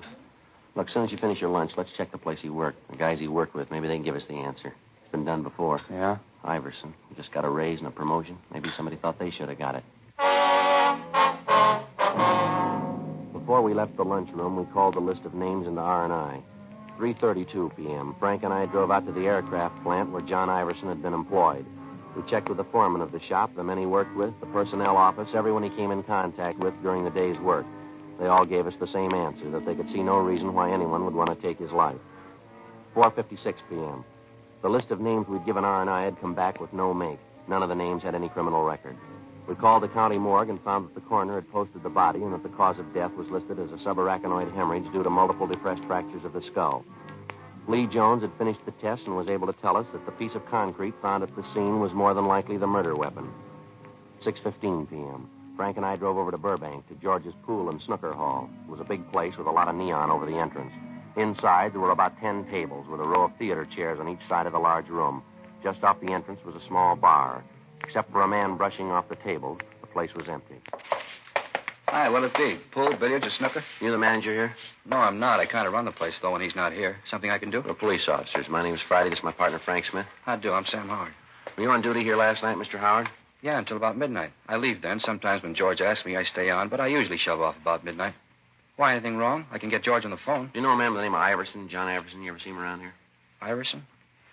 There's an awful lot of guys come in here. Hard to tell. What's he look like? He's 5'9", about 136 pounds, brown hair. Likes to play billiards, I understand. John, Yeah, I think I know who you mean. Never knew his last name before, but he comes in here quite a bit. Always plays billiards, 3-cushion. You see him last night? Well, there were an awful lot of people here last night. Had a match, pretty crowded. Well, was he in here last night? Well, yeah. Came in, watched the match for a while, then he sat up at the bar, had a couple of beers. Was he drinking with anybody? Let me think. Yeah, he and another guy were talking it up. The other guy was popping for the drinks. You know the other man? No, sir. Don't think I ever saw him before. About what time was that? Gee, it's hard to say. I was pretty busy. It's important, Mr. Howard. Like that, huh? Well, I'd say it was 7 o'clock, maybe 7:30. Johnny came in first. He watched the matches for a while. Then when this other guy came in, they both moved to the bar. Stayed there talking till about 9:30, 9:45. Then they walked out together. They were together all evening then? Yeah, near as I can tell. What did this other man look like? Let me think. I'd say he was maybe 36, 37, had kind of dark hair. How tall would you say he was? Oh, about your height, 5'10" or 11. Had on a plaid sport jacket. I noticed that because I've been looking for one like it. You know, sort of Glen plaid, only with more color. Not exactly loud. What color was the jacket? Blue. Real rich blue. Must have cost a fellow a lot. During the conversation, did Iverson and this other man seem to get along all right? Oh, yeah. Even when the fellow lost the bet. What bet? Yeah, they had a bet on a match. The other guy lost, and he had to pay Johnny $10. Didn't have the cash, had to cash a check. You cash it here? Yeah, it was a payroll check. George doesn't like it when we cash personal checks. If they bounce, we have to stand the loss. You think we could locate that check, Mr. Howard? Do you happen to remember the company name on it? No, not right off. I can get it for you. Sir? Well, George wasn't feeling too well today, so he didn't get to the bank. Check's still in the safe. The check was issued from the Kimberly Insurance Company and made out to Martin G. Weber.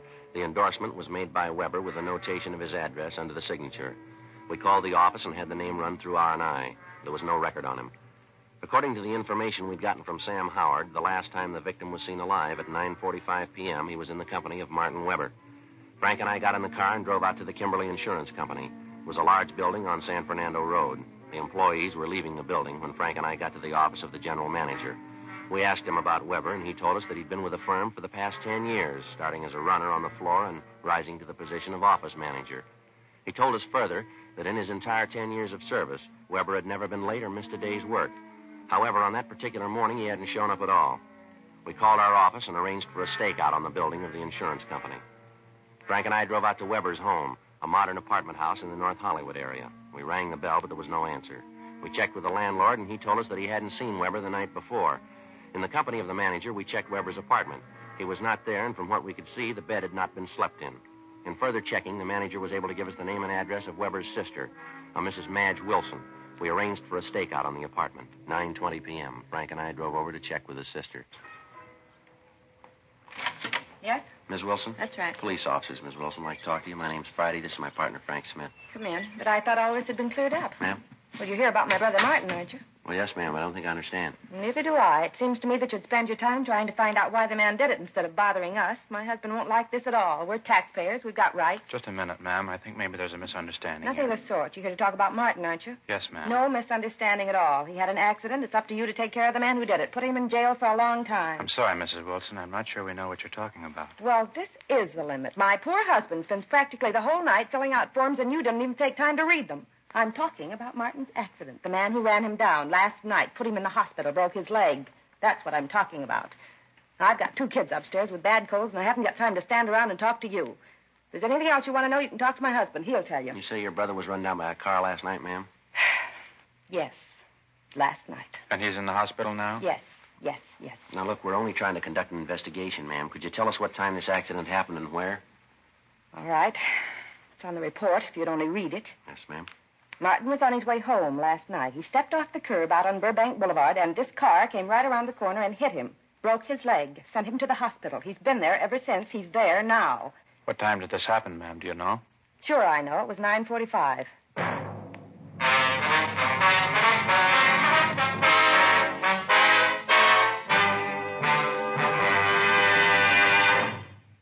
You are listening to Dragnet, authentic stories of your police force in action. Friends, the name Fatima has always stood for quality. Fatimas are distinctive, with a truly different flavor and aroma. And in king-size Fatima, you get an extra mild and soothing smoke, plus the added protection of Fatima quality. Yes, there's a good reason why Fatima continues to grow in favor among king-size cigarette smokers everywhere. In Fatima, the difference is quality. Quality of tobaccos. The finest Turkish and domestic varieties, extra mild and superbly blended to give you a much different, much better flavor and aroma. Quality of manufacture. Smooth, round, perfect cigarettes. Rolled in the finest paper money can buy. Quality even to the appearance of the bright, sunny yellow pack, carefully wrapped and sealed to bring you Fatima's rich, fresh, extra mild flavor. So next time, insist on Fatima quality. Look for the bright, sunny yellow pack. Smoke Fatima, the extra mild and soothing king-size cigarette, with the added protection of Fatima quality.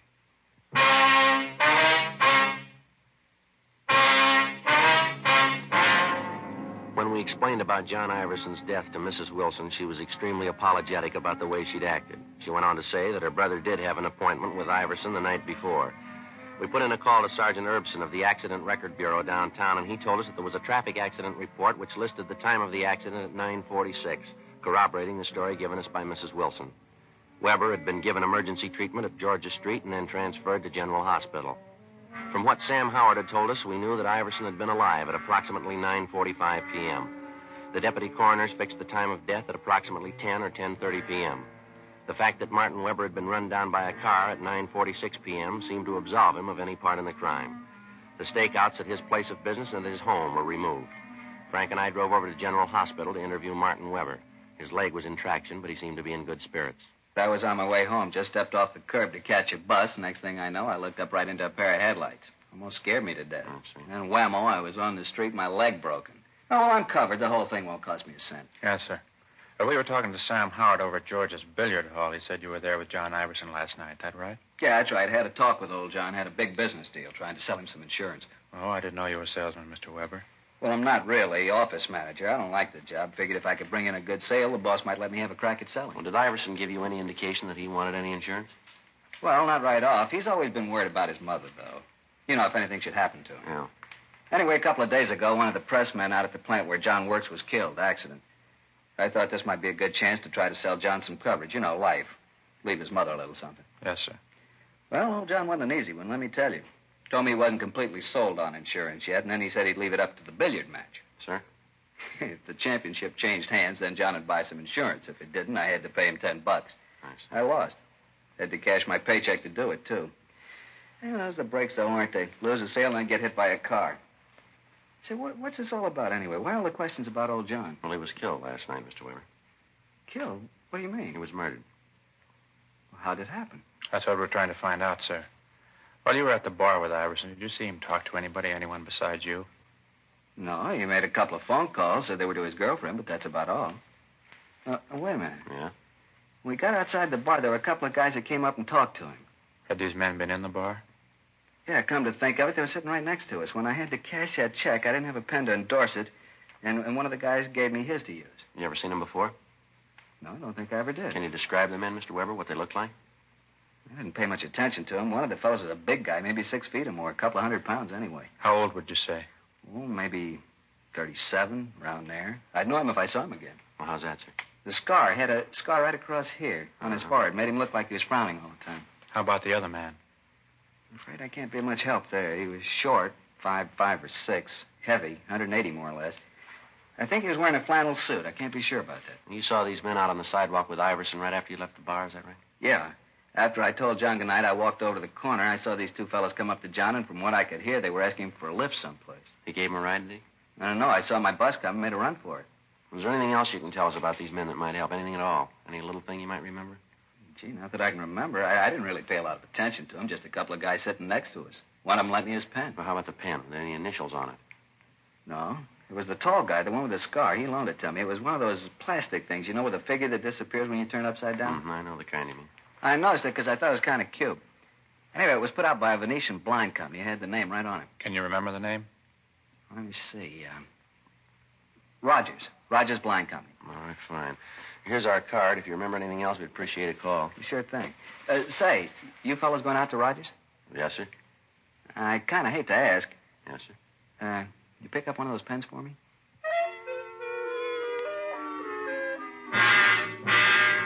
$11:35 p.m. We called the office, and they told us that Iverson's car had been found abandoned up on Wonderland Drive in Laurel Canyon. It was taken to the police garage and impounded.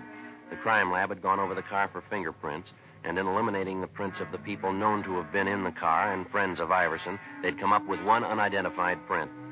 As remote as it was, the lead about the pen had to be checked out. We called the Rogers Blind Company, and the night watchman gave us the home phone number of the personnel manager. We called him, and he agreed to meet us at the plant. We gave him the description of the man who had talked to Iverson outside of the bar, and he was able to identify him as a Peter Standish, a former salesman with the company. He recognized Standish from the description of the scar, but he was unable to tell us the name of the other man. The personnel manager furnished us with Standish's last known address, but he'd moved and left no forwarding address. Frank and I went back to the office and ran the name through R&I. Standish had a record of 2 arrests on suspicion of 211 PC, one of them only a month before. Sergeants Hanson and Cummings drove out to the General Hospital to show a mugshot of Standish to Martin Weber. He positively identified the suspect as the man he'd seen talking to Iverson on the night of the murder. We checked with Dean Bergman and Leighton Prince. The fingerprint found in the car matched perfectly with the prints of Standish. Frank and I drove out to the last address in the suspect's arrest report. The manager of the apartment told us that he'd gone out a few minutes before. She told us that there was another man living in the apartment with Standish, and that the description she gave tallied closely with the one we had of the man seen with Standish in the bar the night of the murder. She informed us that he was registered under the name of Charles Teal. In the company of the manager, we made a search of the suspect's apartment, but we found nothing.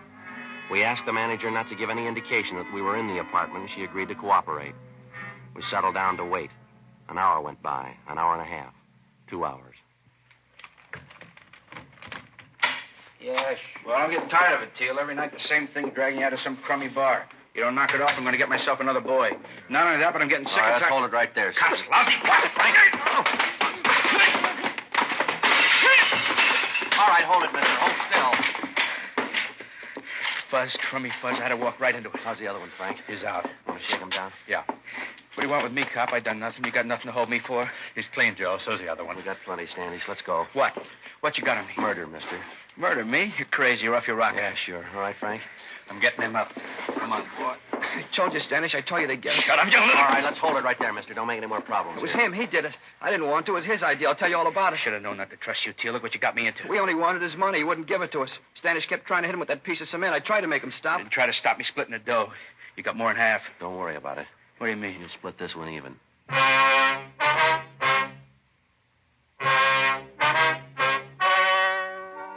The story you have just heard was true. The names were changed to protect the innocent. On June 4th, trial was held in Superior Court, Department 86, City and County of Los Angeles, State of California. In a moment, the results of that trial. And now, here is our star, Jack Webb. Thank you, George Fenneman. Friends, as we told you earlier, the name Fatima has always stood for quality. That same Fatima quality is the reason why king-size Fatima continues to grow in popularity among smokers everywhere. Try them and see if you don't agree with me. That Fatima gives you an extra mild and soothing smoke, plus the added protection of Fatima quality. Next time you buy cigarettes, look for the bright sunny yellow pack and ask for king-size Fatima.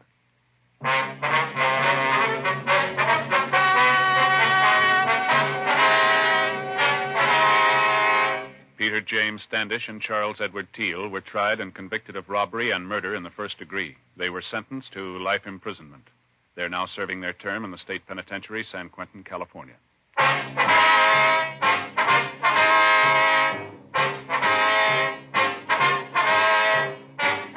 You have just heard Dragnet, a series of authentic cases from official files. Technical advice comes from the Office of Chief of Police W.H. Parker, Los Angeles Police Department. Technical advisors, Captain Jack Donahoe, Sergeant Marty Wynn, Sergeant Vance Brasher. Heard tonight were Ken Patterson, Gwen Delano, Jack Crucian. Script by John Robinson. Music by Walter Schumann. Hal Gibney speaking. King Size Fatima has brought you Dragnet, transcribed from Los Angeles.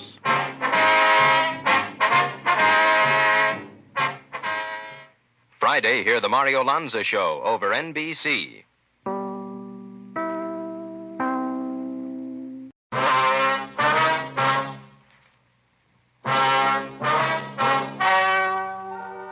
Ladies and gentlemen, the story you are about to hear is true.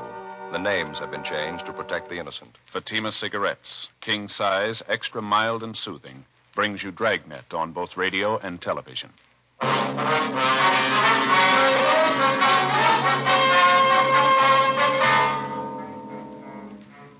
You're a detective sergeant. You're assigned to forgery detail. Several small neighborhood businessmen are being victimized by a check forger. His method of operation is an old one, but the merchants continue to be swindled. Your job, get him. Friends, the name Fatima has always stood for quality. Fatimas are distinctive, with a truly different flavor and aroma. And in king-size Fatima, you get an extra mild and soothing smoke, plus the added protection of Fatima quality. Remember, in Fatima, the difference is quality. Because of its quality, its extra mildness, its better flavor and aroma, Fatima continues to grow in favor among king-size cigarette smokers everywhere. Switch to Fatima yourself today. Ask your dealer for Fatima in the bright, sunny yellow pack. King-size Fatima. The difference is quality.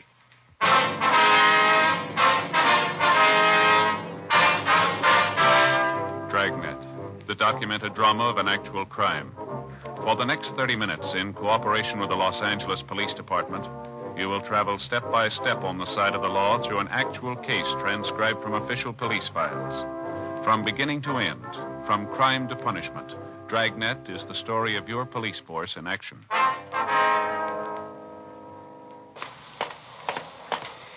It was Tuesday, July 22nd. It was hot in Los Angeles. We were working the day watch out of forgery detail. My partner's Frank Smith. The boss is Thad Brown, chief of detectives. My name's Friday. I was on the way into work, and it was 7:50 a.m. when I got to room 29. Forgery detail.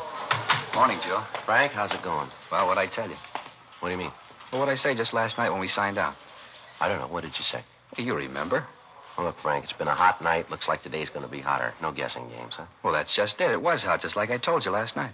Well, all right, you convinced me. I don't get it, but it's okay. Joe, I told you yesterday. Must have said it 5 or 6 times at least. Earthquake weather. That was the last thing I said to you before we went home. Earthquake weather. Yeah, I know.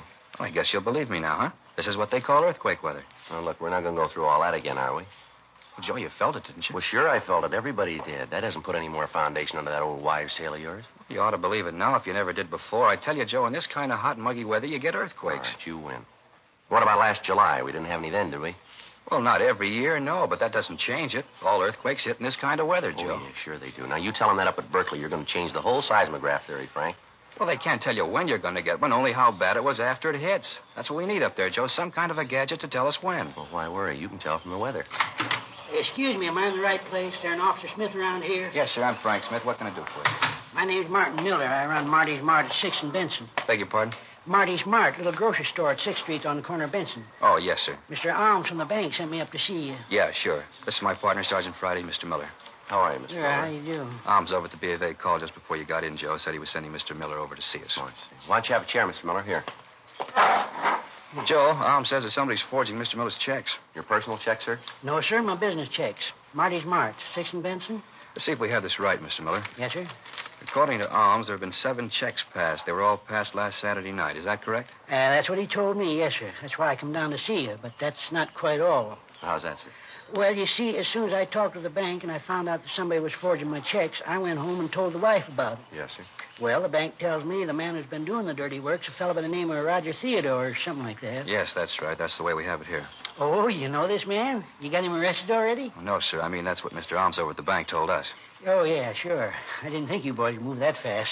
That'd be pretty fast work there. Now, you say there were 7 checks of yours that this Theodore's forged, is that right? No, sir, that's all the bank knows about. The wife and I did a little detective work on our own. Is that right? You bet we did.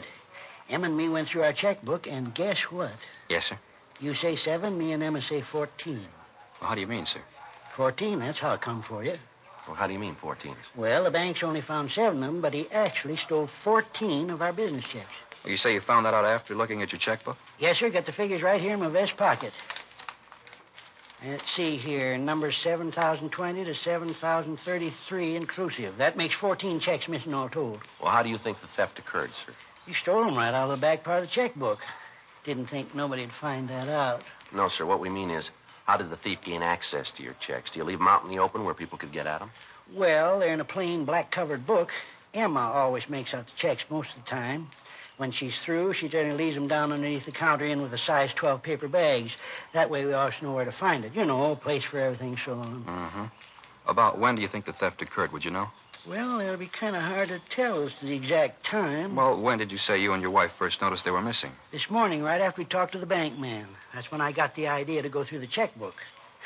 My wife didn't think so much of the idea, but she found out I was right. Well, would you have any idea at all as to who might have taken the checks? Anyone suspicious loitering around your store or anything like that? No, I don't believe so. Emma and I know most of the people around our neighborhood. But I wouldn't think any of those folks would do a thing like this. Well, how about some transient? Somebody who might have come in the store that you never saw before? No, nobody I can recall. Do you live in the back of the store, Mr. Miller? Yeah, how'd you guess that? Say, you fellas are real good. I was just wondering, sir, would it be possible somebody could have broken in during the night? No, sir, not a chance. No, we could have told that. Well, how about when you and your wife have lunch? Is it possible that you might leave the store unattended for short periods while both of you are in the back, maybe? Say, that's right. You ever run a store? No, sir. Right, George, that just could have happened, all right.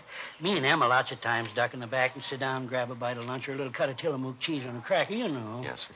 Right, George, I'll bet that's what it could have happened, all right. Do you figure the checks were taken in the last month, or about when, would you say? Well, let's see. Must have been sometime during the last couple of weeks, if memory serves. That's about when we received our new checkbooks. Last couple of weeks. That must be it. I see. Well, we want you to give the stenographer a full report of this, sir. Here, Frank, I got the approval slip all made out. Now, if you'll be kind enough to take this slip down to room 23, the stenographer will take your reports. Oh, thank you very much. Appreciate you coming in, Mr. Miller. We'll keep you informed of the developments of the case. Here's our card. If you hear anything, appreciate you giving us a call. Well, fine. Thank you very much. Yes, sir. You say you'll keep me informed as what happens on this thing? Yes, sir, that's right. Say, maybe you better talk to Emma when you call the store. That's my wife. Well, yes, sir. Won't you be there? Oh, I'll be there, all right, but she'd like to have you call her. Well, how's that, sir? Well, it's about them other missing checks. Yes. I told you it was my idea. Yeah. It wasn't. It was hers.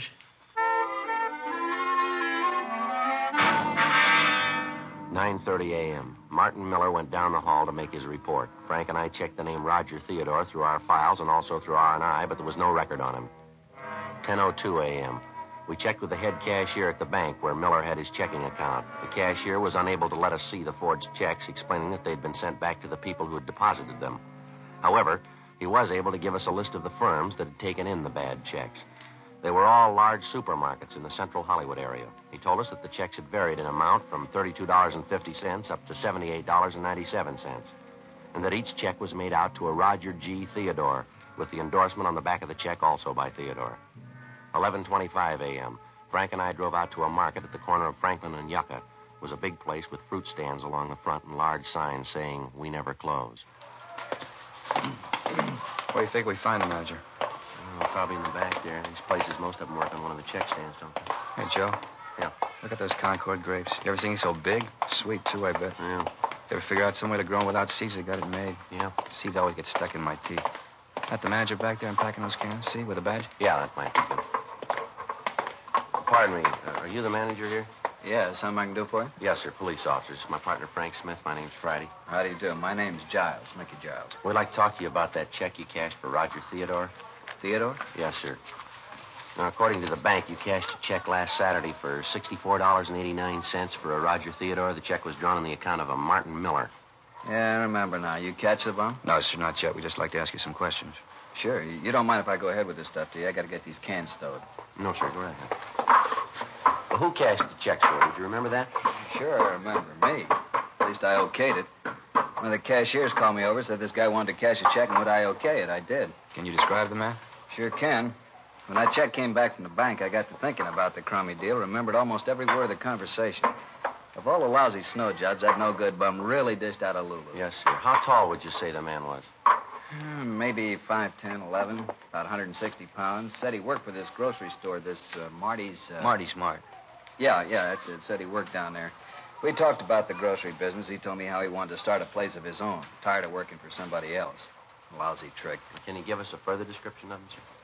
Well, he was dark. Real dark, black, wavy hair. His eyes were almost solid black. Nice-looking kid. How old would you say he was, sir? 30, 31. Hard to tell. He was the kind of a guy who don't show his age too much. Do you remember what time he came into the store? Yeah, it was right after I announced the sale of day-old bread on the PA. That'd make it about 8:30 or 8:40. I always try to make it then so we won't be stuck with a lot of bread the next day. You know, get it off the shelves. It's not really a day old, but by the time these women get through squeezing it, it sure looks like it's been on the shelves a long time. Well, are you in the habit of cashing checks here often, sir? We never cash personal checks. Get stuck too often. We will cash payroll checks if a guy's got identification. Theodore have identification? Sure, had his driver's license. Do you have the check now, sir? Yeah, it's in the back. You want to see it? Yes, sir. I'd like to if we can. Sure thing. Hold on a minute. I'll get it for you. All right. Driver's license might lead to something, huh? Yeah. Doesn't figure he'd use his real name, though. Here it is. You see right here in the corner the driver's license number, W414626. What was that again? W414626. No, 26. Right, thank you. May I see that, sir? Yeah, here. Thank you. There's an endorsement on the back. Like I said, I hope you catch a crummy bum. The dirtiest trick ever played. Yes. Comes in here, buys a pound of weenies, 52 cents on special, and a kosher dill. Grand total, 61 cents. Lousy deal. Yes, sir. I wonder if we could take this check with us. We'd like to have our handwriting man get a look at it. Sure, anything to catch that no-good bum. Spends 61 cents and cons me into cashing his check for $64.89. It's not the weenies or the pickle that gripe me. No, sir.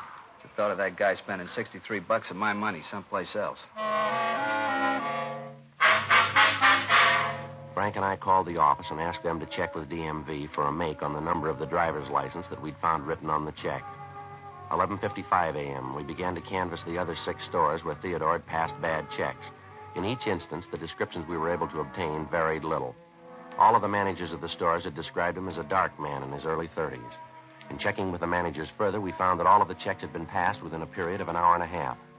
From the addresses of the stores, we could almost trace the exact route the forger had taken in making his rounds. The victims all gave us the same story, that Theodore had made a small purchase, talked about the grocery business, and used his driver's license as identification to cash the check. 2:14 p.m., we checked back into the office. The teletype had come through from DMV up in Sacramento giving the particulars on the driver's license. The license was made out to a Roger George Theodore, 1082 Whitley Street, Hollywood. The description on the license, however, did not tally with the one that we'd gotten from the victims of the forgeries. We asked DMV to send a photostat of Theodore's license to us for handwriting comparison with the forged checks that we'd been able to collect. The stats office made a run for us on Theodore's M.O. The names that they gave us were checked out but led us nowhere. 4:47 p.m., Frank and I drove out to the address listed on Theodore's driver's license. It was a large brick apartment building with a white marble entrance. We didn't find the suspect's name in the mailboxes, so we rang the bell to the manager's apartment. Yes. Mrs. Rice? That's right. Something I can do for you? Police officers, ma'am. We'd like to ask you a few questions. Police officers? What's going on? Is something wrong? No, Mrs. Rice, just some routine questions about one of your tenants. Oh. Well, in that case, come in. Thank you very much. If you're police officers, I suppose you have some sort of identification. Yes, ma'am, we do. Here's my ID card.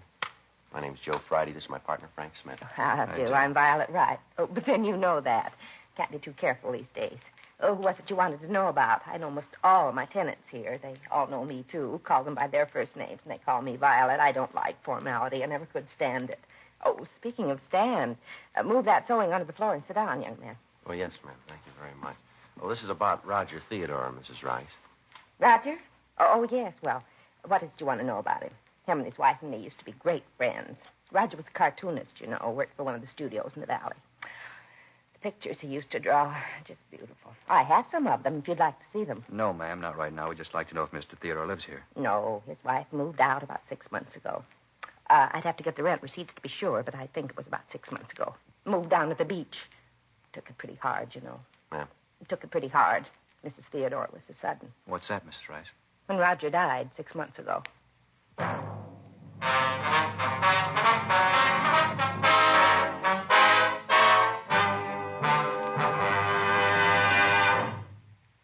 You are listening to Dragnet, authentic stories of your police force in action.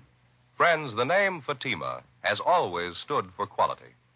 Fatimas are distinctive, with a truly different flavor and aroma. And in king-size Fatima, you get an extra mild and soothing smoke, plus the added protection of Fatima quality. Yes, there's a good reason why Fatima continues to grow in favor among king-size cigarette smokers everywhere. In Fatima, the difference is quality. Quality of tobaccos. The finest Turkish and domestic varieties, extra mild and superbly blended to give you a much different, much better flavor and aroma. Quality of manufacture. Smooth, round, perfect cigarettes. Rolled in the finest paper money can buy. Quality, even to the appearance of the bright, sunny yellow pack. Carefully wrapped and sealed to bring you Fatima's rich, fresh, extra mild flavor. So next time, insist on Fatima quality. Look for the bright, sunny yellow pack. Smoke Fatima, the extra mild and soothing king-size cigarette, with the added protection of Fatima quality.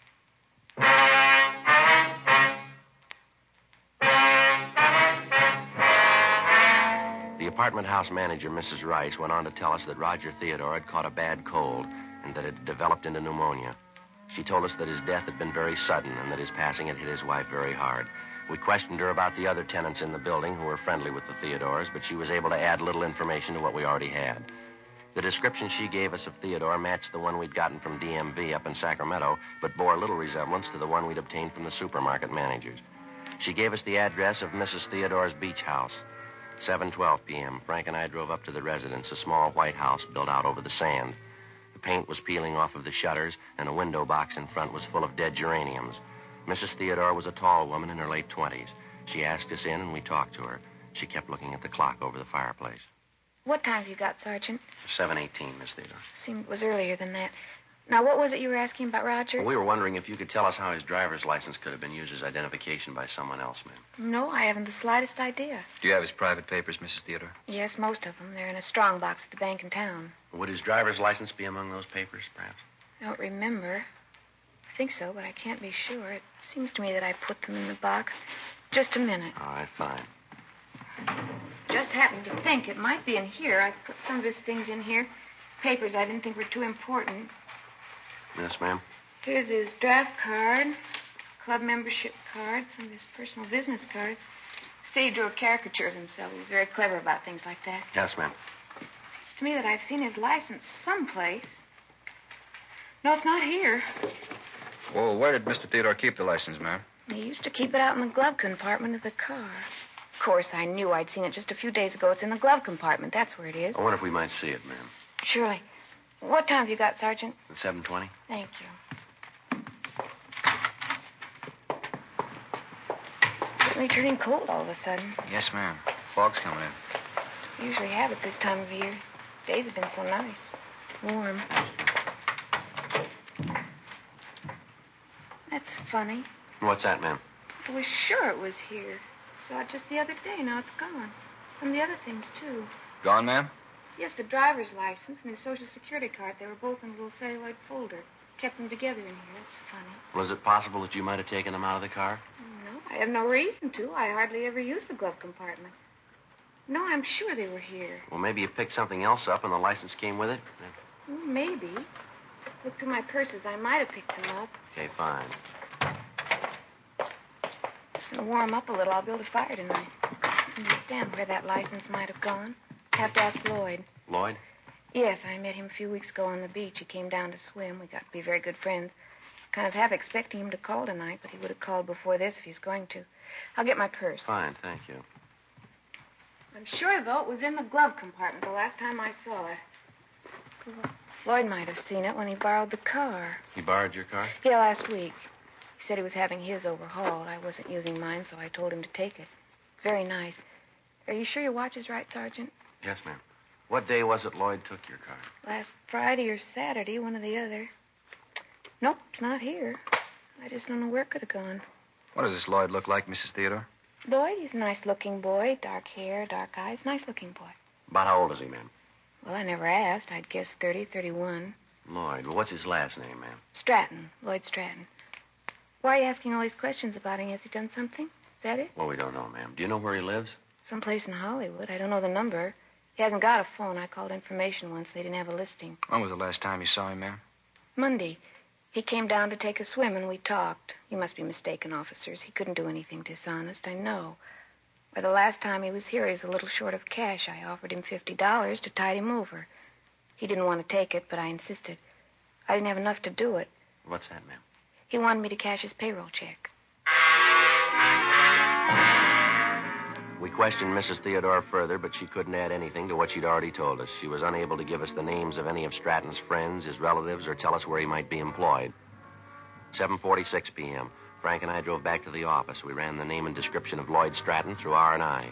They came up with several possible suspects. In the process of elimination, we were left with one name, Lloyd Stimpson, who had as one of many aliases the name Lloyd Stratton. His description tallied closely with the ones we'd gotten from the victims of the forgeries. His record showed him to be a two-time loser on parole from San Quentin at the present time. He'd been convicted both times for forgery. In checking the suspect's handwriting card, Don Meyer was able to tell us that the writing on the checks and the exemplars of the suspects were the same. We obtained mugshots of the suspect and drove out to check them with the victims. 9:22 p.m. We got to the market at the corner of Franklin and Yucca Streets, the manager's office. Mr. Giles? Yes? Oh, you're the officers who were here this morning. You caught the guy yet, the one who forged that check? No, sir, not yet. We'd like you to look at some pictures, if you would. Of the guy? You got pictures of him? Figures if you had pictures of him, you'd catch him. Well, we think we know who he is, Mr. Giles, but we'd like you to check these pictures just to be sure. Fine, glad to help. Gonna get that bum. Yes, sir. Here are the pictures, Mr. Giles. Good. Hey, sit down here and get this stuff off my desk. All right, fine. Now, just look through some of them, sir, and see if the man is there, if you would. Yeah. Let me spread them out here. All right, playing solitaire. Look at that one. Mean-looking fellow, real criminal type. No, that's not him. No. Wait a minute. Yes, sir? This one. Right here. He's the guy. He's the one who cashed the check. You sure, Mr. Giles? I'm positive. That's him. All right, sir. Thank you very much. It's all right, officers. Glad to help. This fella, Theodore. Well, his real name's Stimpson, Lloyd Stimpson. Yeah, well, this Stimpson, he done this sort of thing before? Sir? Forged checks. Well, yes, sir. He's been convicted twice. How about that? Lousy thing. I wonder what he tells his friends when they ask. What's that? About his work.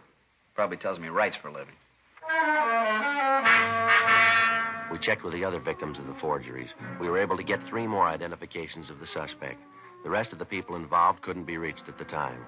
We contacted the suspect's parole officer, and he gave us his last known address, and he said that he'd give us whatever assistance he could in apprehending Stimpson, alias Stratton.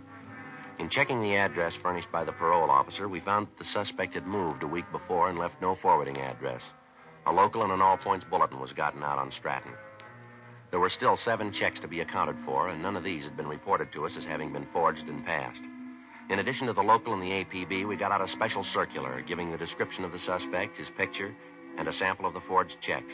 It was distributed to all supermarkets and check cashing agencies in the area. We requested that if the suspect attempted to cash one of the checks, forgery detail be notified at once, and, if possible, that he be delayed until we could pick him up. Since none of the checks had been reported since the previous Saturday night, it looked like the suspect might be waiting until the coming weekend to get rid of the other checks he had in his possession. During the following 3 days, we ran down several leads on the suspect, but none of them panned out. Saturday, July 26, 8:40 p.m. I got back to the office after seeing the one remaining victim. That you, Joe? Yeah.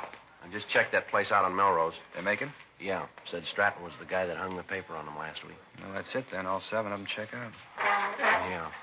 All the managers said they were positive. None of them had any doubt. Boy, it's hot out. Yeah, hot and muggy. Let's not go into that again, huh? Any word? No, Joe, everything's quiet. If we figured it right, Stratton should make a try tonight, huh? Figures he will, but I don't know, Joe. Yeah? Maybe he's figured the deal. Maybe he planned to hit the mall one weekend and then leave town. Possible. But he got away with it once. Chances are he'll try it again. I'll get it. Forgery, Friday.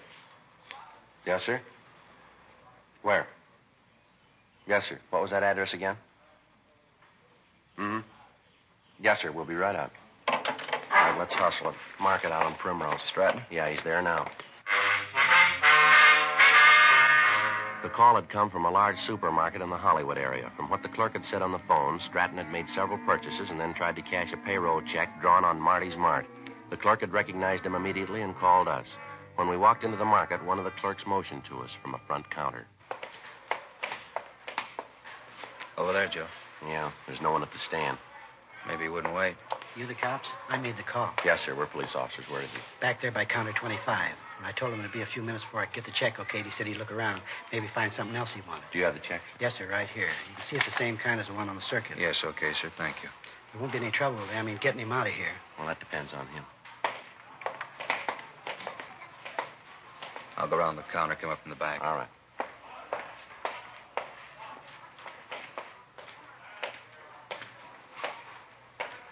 Mr. Theodore? You Roger Theodore? Yes, you the manager here? I don't see what the problem is. It's a payroll check. If you don't want the business, there are other stores I can go to. No, police officer, Mr. Stratton. I want to talk to you. Certainly. If there's some mistake, my name's not Stratton, it's Roger Theodore. No mistake, mister. Let's go. No. Come here.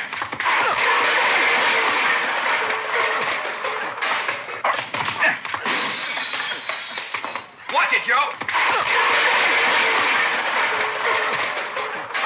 All right, hold it up, Stratton. Watch that car, Joe.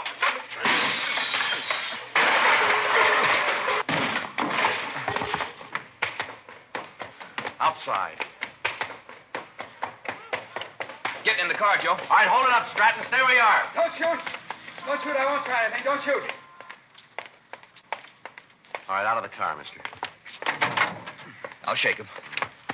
Oh, what's this all about? What are you trying to prove? He's clean, Joe. Hands behind your back. Want to check the car, Frank? Yeah. You won't find anything. There's nothing to find. A few groceries, that's all. Must be some kind of mistake. No, I don't think so, Stratton. Frank, what do you got? Looks clean, Joe. Just checking the seat covers. You sure you got the right guy? You keep calling me Stratton. I told you my name's Theodore. Look, get my driver's license out of my pocket. It'll tell you who I am. All right, let's come off it. We know who you are. We got your record and a dozen people to identify you. Joe? Yeah. Found these under the seat covers in the back. Checks from Marty's Mart. So what? No law against having a few blank checks, is there? Only when you try to cash them.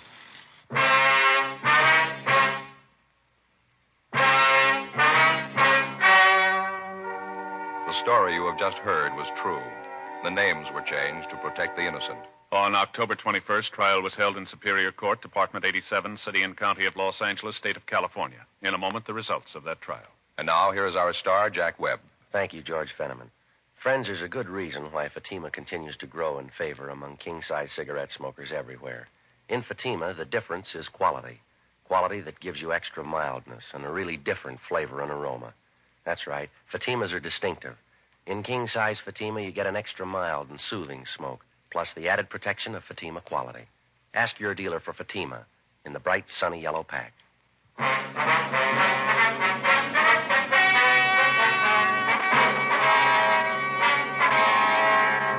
Lloyd Harold Stimson, alias Lloyd Stratton, was tried and convicted of 7 counts of forgery. He is now serving his term in the state penitentiary. Forgery is punishable by imprisonment for a period of not less than 1 nor more than 14 years. Ladies and gentlemen, lightning starts a few forest fires every year. But careless people cause many, many more.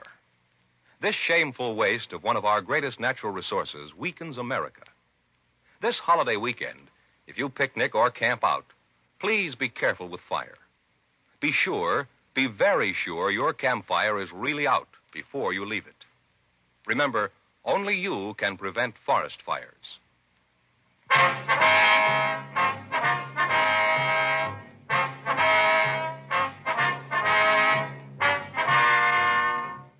You have just heard Dragnet, a series of authentic cases from official files. Technical advice comes from the Office of Chief of Police W.H. Parker, Los Angeles Police Department.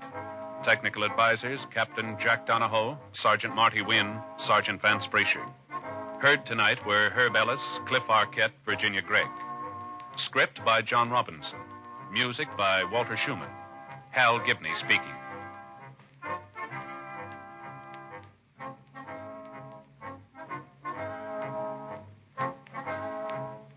King Size Fatima has brought you Dragnet, transcribed from Los Angeles.